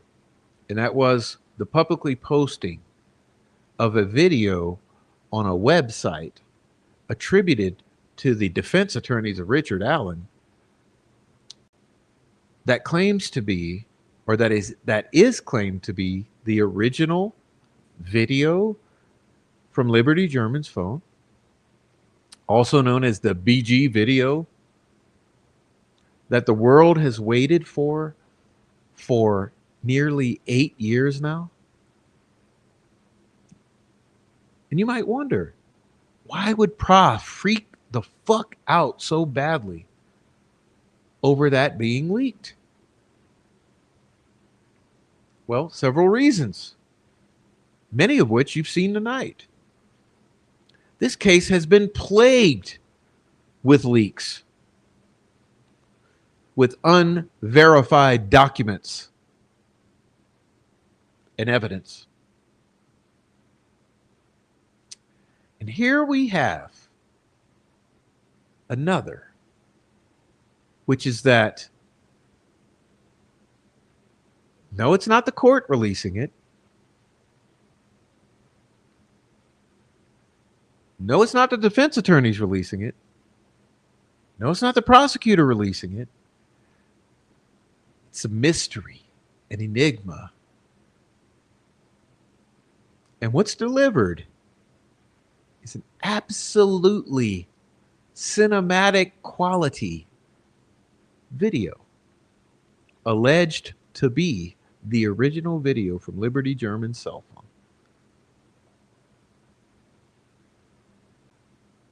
It just doesn't smell right. You have to think, if they had that quality of imagery in 2017, then why wasn't the images, or why weren't the images that were released to the public in 2017 as clear as this video?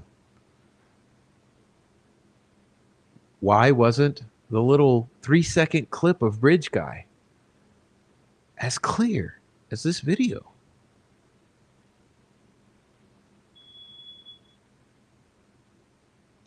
If you had something better in 2017, why release something worse?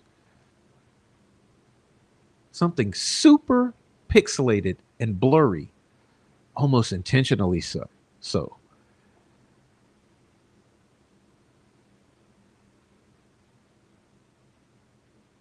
You see, something doesn't smell right. Something doesn't smell right. And something doesn't smell right because something's not right. And I mean, I just want you to think for a moment about the clapback that I received for simply asking the question. Okay, let me try to do this. This may take a moment.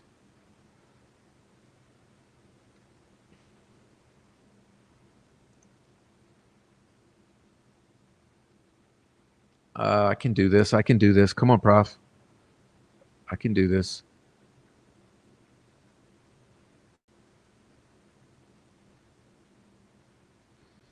This is from my Substack. Everyone, please do subscribe at my Substack. It's readtheprof.substack.com. Okay. Let me see if I can do this.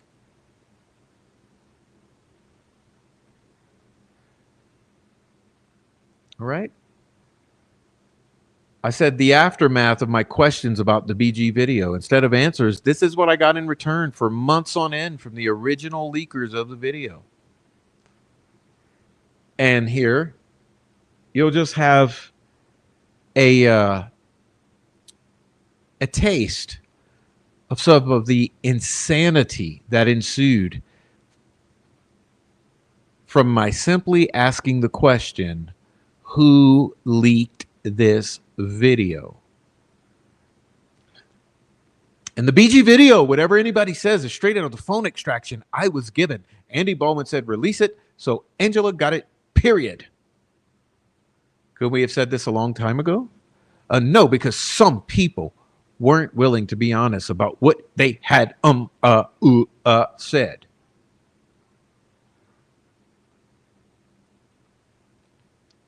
So that people would be comfortable with us having access to discovery, we suggested becoming post-conviction counsel. To the point where OJ was willing to put out a press release about how they didn't put it out, they don't condone it, and they don't condone any additional exhibits getting out. And somebody who knows was like, motherfucker, you better not, because I will out you, because that would be absolutely borderline, if not borderline, like crossing the line into unethical behavior. If you tell her that you had no idea that this was being posted, you are lying.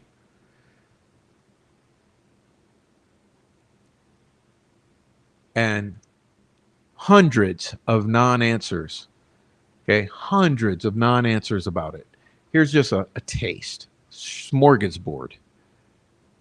Okay, beware conspiracy theorist. You know, blah blah blah. Just hundreds and hundreds of crazy responses to simple questions. I paid for the website. Nefarious actors are preventing Alan from claiming a rightful damages for his maltreatment. And here, posting Erica, you know, and look, just over and over and over. Look at it, over and over. If Andy Baldwin followed through what was initially planned after the Bridge Guy video release, Prof would have never gotten the gas he used to put himself in the position he now has. Yes, truth teller.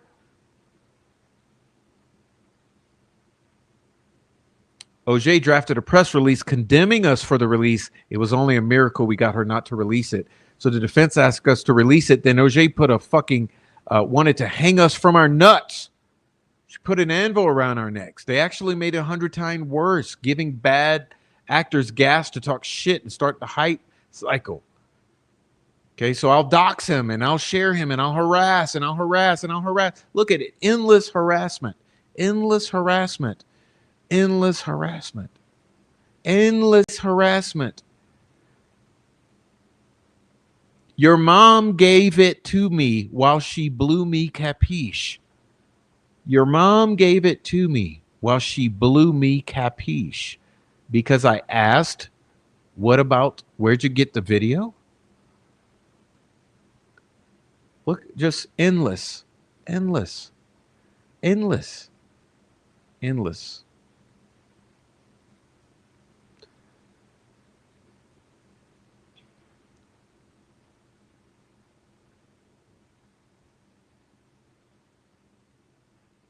Okay. But that's my Substack. It's endless, but it's all laid out there for you to see for yourselves what actually has transpired so that you can make informed decisions about what's actually going on. And you have to ask yourself, what the hell's going on in this case? What the hell is going on in this case?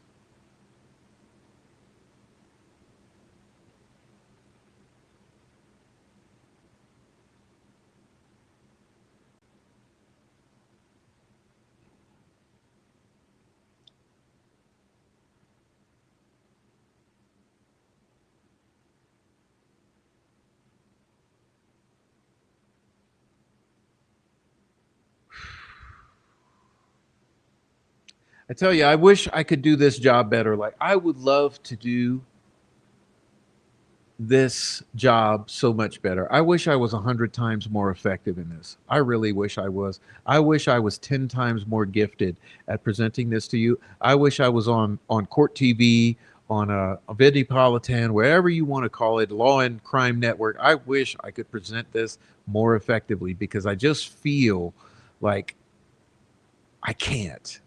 I feel like this is the best I can do, and my best is not good enough. Gosh, I really wish I could. I really wish I could. In some ways, I apologize for not being able to present it better to convince you of what you need to be convinced of. That there's a problem here. Something is awry in Delphi. I'm just not good enough.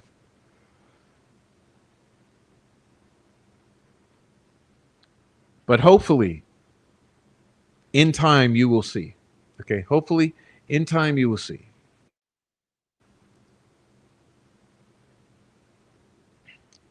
I mean, it's all we can hope for.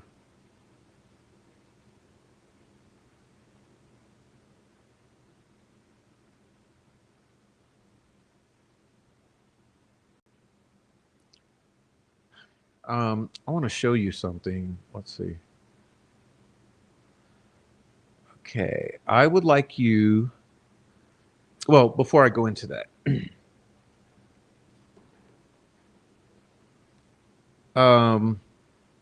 please know that the comment sections are always open for discussion. If you have any questions, leave them down below. We will always respectfully address your questions as long as they are respectful questions. Um, we love it. And also, please support the channel in all the ways you can. Like I always have this thing scrolling here. Let me start it back up. Oh, did I destroy it? Well, that's okay. Um, let me see. Is this it? Okay, there you go. Support the channel in any way you would like to. Please support the channel. I always appreciate it. We have our little super chats available. We have our cash apps. Buy me the coffee scrolling down below. If you're on the replay, please support the channel, whether it's the comments, likes, whatever. Go watch the stuff. It's good for you. And also, I want to share something else because I just got to say this. So some of you may or may not be familiar with Erica Morris, who was one of the private investigators. I actually got to say she was the prime private investigator assisting the defense in preparing the defense for this case. And Erica has recently opened a YouTube channel in order to share her thoughts with the world now that she is able to, at least to some extent, or the extent that she is able to. And so anyway, I'd like to just say that she's done a couple shows already. And I got to say, for all of you who've been doubting some of what I've been saying and some of my questions and my concerns, I hope that by going and hearing it from another perspective, especially someone from deep on the inside, just remember, I'm just sitting out here in the world. I'm an observer. I've said so many times before. I'm a commentator. I'm an instructor. Okay? I'm commenting. I'm teaching. I'm learning. But from an outsider perspective. Erica is coming from an insider perspective. And anyway, I'd like to share her channel with you now so that all of you here who are watching now, whether live or on the replay, please go subscribe to her channel. You'll see, there it is there. It's called Victims News on Air. Victims News on Air. Okay, that's where you can find it. So you can find her there. Victims News on Air. And you can see she's got several videos. And I'm sure there will be more to come. Okay, she's got a live stream here. She's got post. She's got the whole 9 yards. Okay, so what I like to do here, I'm gonna say, whoops.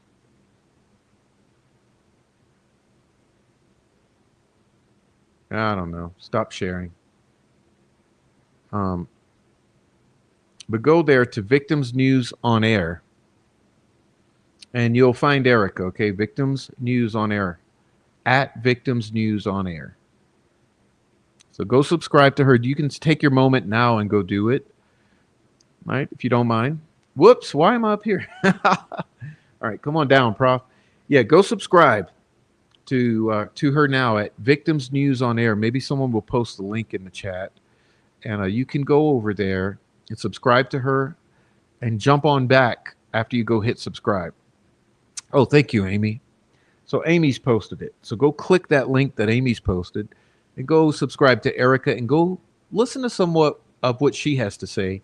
And I think you'll see that it's not that far off from what I've been concerned with in the past 6 months, or truly, I should say, since the trial of Richard Allen.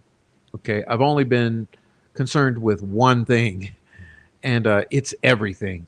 And listen, if the fact that the defense rested early is understandable to you, then you should probably go somewhere else, because obviously we're on a different wavelength. Because it's absolutely inconceivable to me what happened at the end of trial with the defense resting. And I think as you get a little deeper into this, your concerns may become my concerns. And those of you who've been butthurt, who've been upset, who've been offended, I hope that you understand. It's time for you to understand why I focused on what I focused on, why I've called out what I've called out, and why I've done what I've done and questioned what I've questioned. And that is because it's important. It's perhaps the most important thing. Again, this show is called The Elephant in the Room at Delphi. Okay. How bad actors used social media to sabotage the Delphi murders case. And as I've said, it's gone back to day one. All the initial YouTubers covering this case were and are compromised.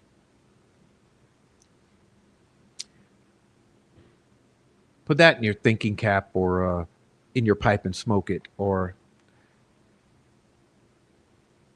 in your basket of goodies. Okay. Until you figure that out, you'll never understand what you're seeing out here in the real world when it comes to the Delphi murders case. Okay. And with that being said, I'd like to thank all of you for being here. God bless you. Thanks for being here on a wonderful Friday night. Today's just been an awesome day for me. It's, hell, it's Friday, August 1st. And I love August 1st. It's one of my favorite days of the year. I love August, actually. Being a former Gulf Coast resident, there's things about August not to like, like hurricane season. Okay. But generally, other than hurricane season on the Gulf Coast, I love August. It's one of my favorite times of year. And so it's been a wonderful August 1st. I truly appreciate you. We have a lot to look forward to this month. You guys have no clue what we're about to embark upon, okay? When I told you I was pivoting, and I'm about to head in a direction that will only be for the better. You're going to love it. So thank you so much for hearing me out, for sticking around. Again, if you haven't understood what's been going on, please just try to stick with it. Eventually you'll learn. Trust me, we've got viewers in here. I'm looking at, oh, hey, Christina down in the chat. For instance, it's just so amazing how I feel like everyone understands what I'm saying and what I've shown, whether it be on the community pages, on Substack, on the YouTube videos or the live streams. I figure people understand what I'm saying, but even, oh, hey, Christina, who's watched for a while, it's come to my attention that even she's missed a lot of stuff that just blazed right by her. So please take some time to take in what I've been saying, because I've shown you things that I feel are extremely important for quite a while now. Okay. My fights with the troll farm were not personal over jealousy or butthurt. Okay. They weren't just drama. They were important. My fights with these defense-friendly activists who pretend to be advocates, it hasn't been personal. It hasn't been about jealousy. It hasn't been about butthurt. It's been about important things, okay? So try to understand what you're seeing and don't just chalk it up to drama. Try to understand why everything in this case is how the author of our article early on from Vox that I read stated that this insanity around this case is unexpected and it's unacceptable. And you've got to understand and think about why it would exist, because it is not normal. All right. So God bless. I want to thank my major donors tonight. Let's see who sent the super chats. So first of all, I want to thank Becky B33, Rebecca Ann, Dennis McKean, Dirty Diana, Muty Silence, Amy, Dom S, for the super chats. Please do send in more super chats if you're going to do it now because we're out of here. Also, welcome. Queen of Swords has become a new member, and we love our new members so much. So thank you, Queen of Swords. Everyone, I appreciate you so much. God bless you. Good night. Happy Friday. It's the weekend. Enjoy it. Get some rest tomorrow. Saturday is your day of rest. Now take it. All right. So we'll see you later. Hug your kids, hug your wife, and we'll see you later. And on that note, I will let Border Patrol take it out. Just to confirm, one thing that I'm curious about is Stacey Eldridge. She never physically had Libby's phone, correct, to run those tests? Correct. So the state, fairly early on in 2017, did a full physical extraction. So that pulls all of the data off the phone. And that's what we used.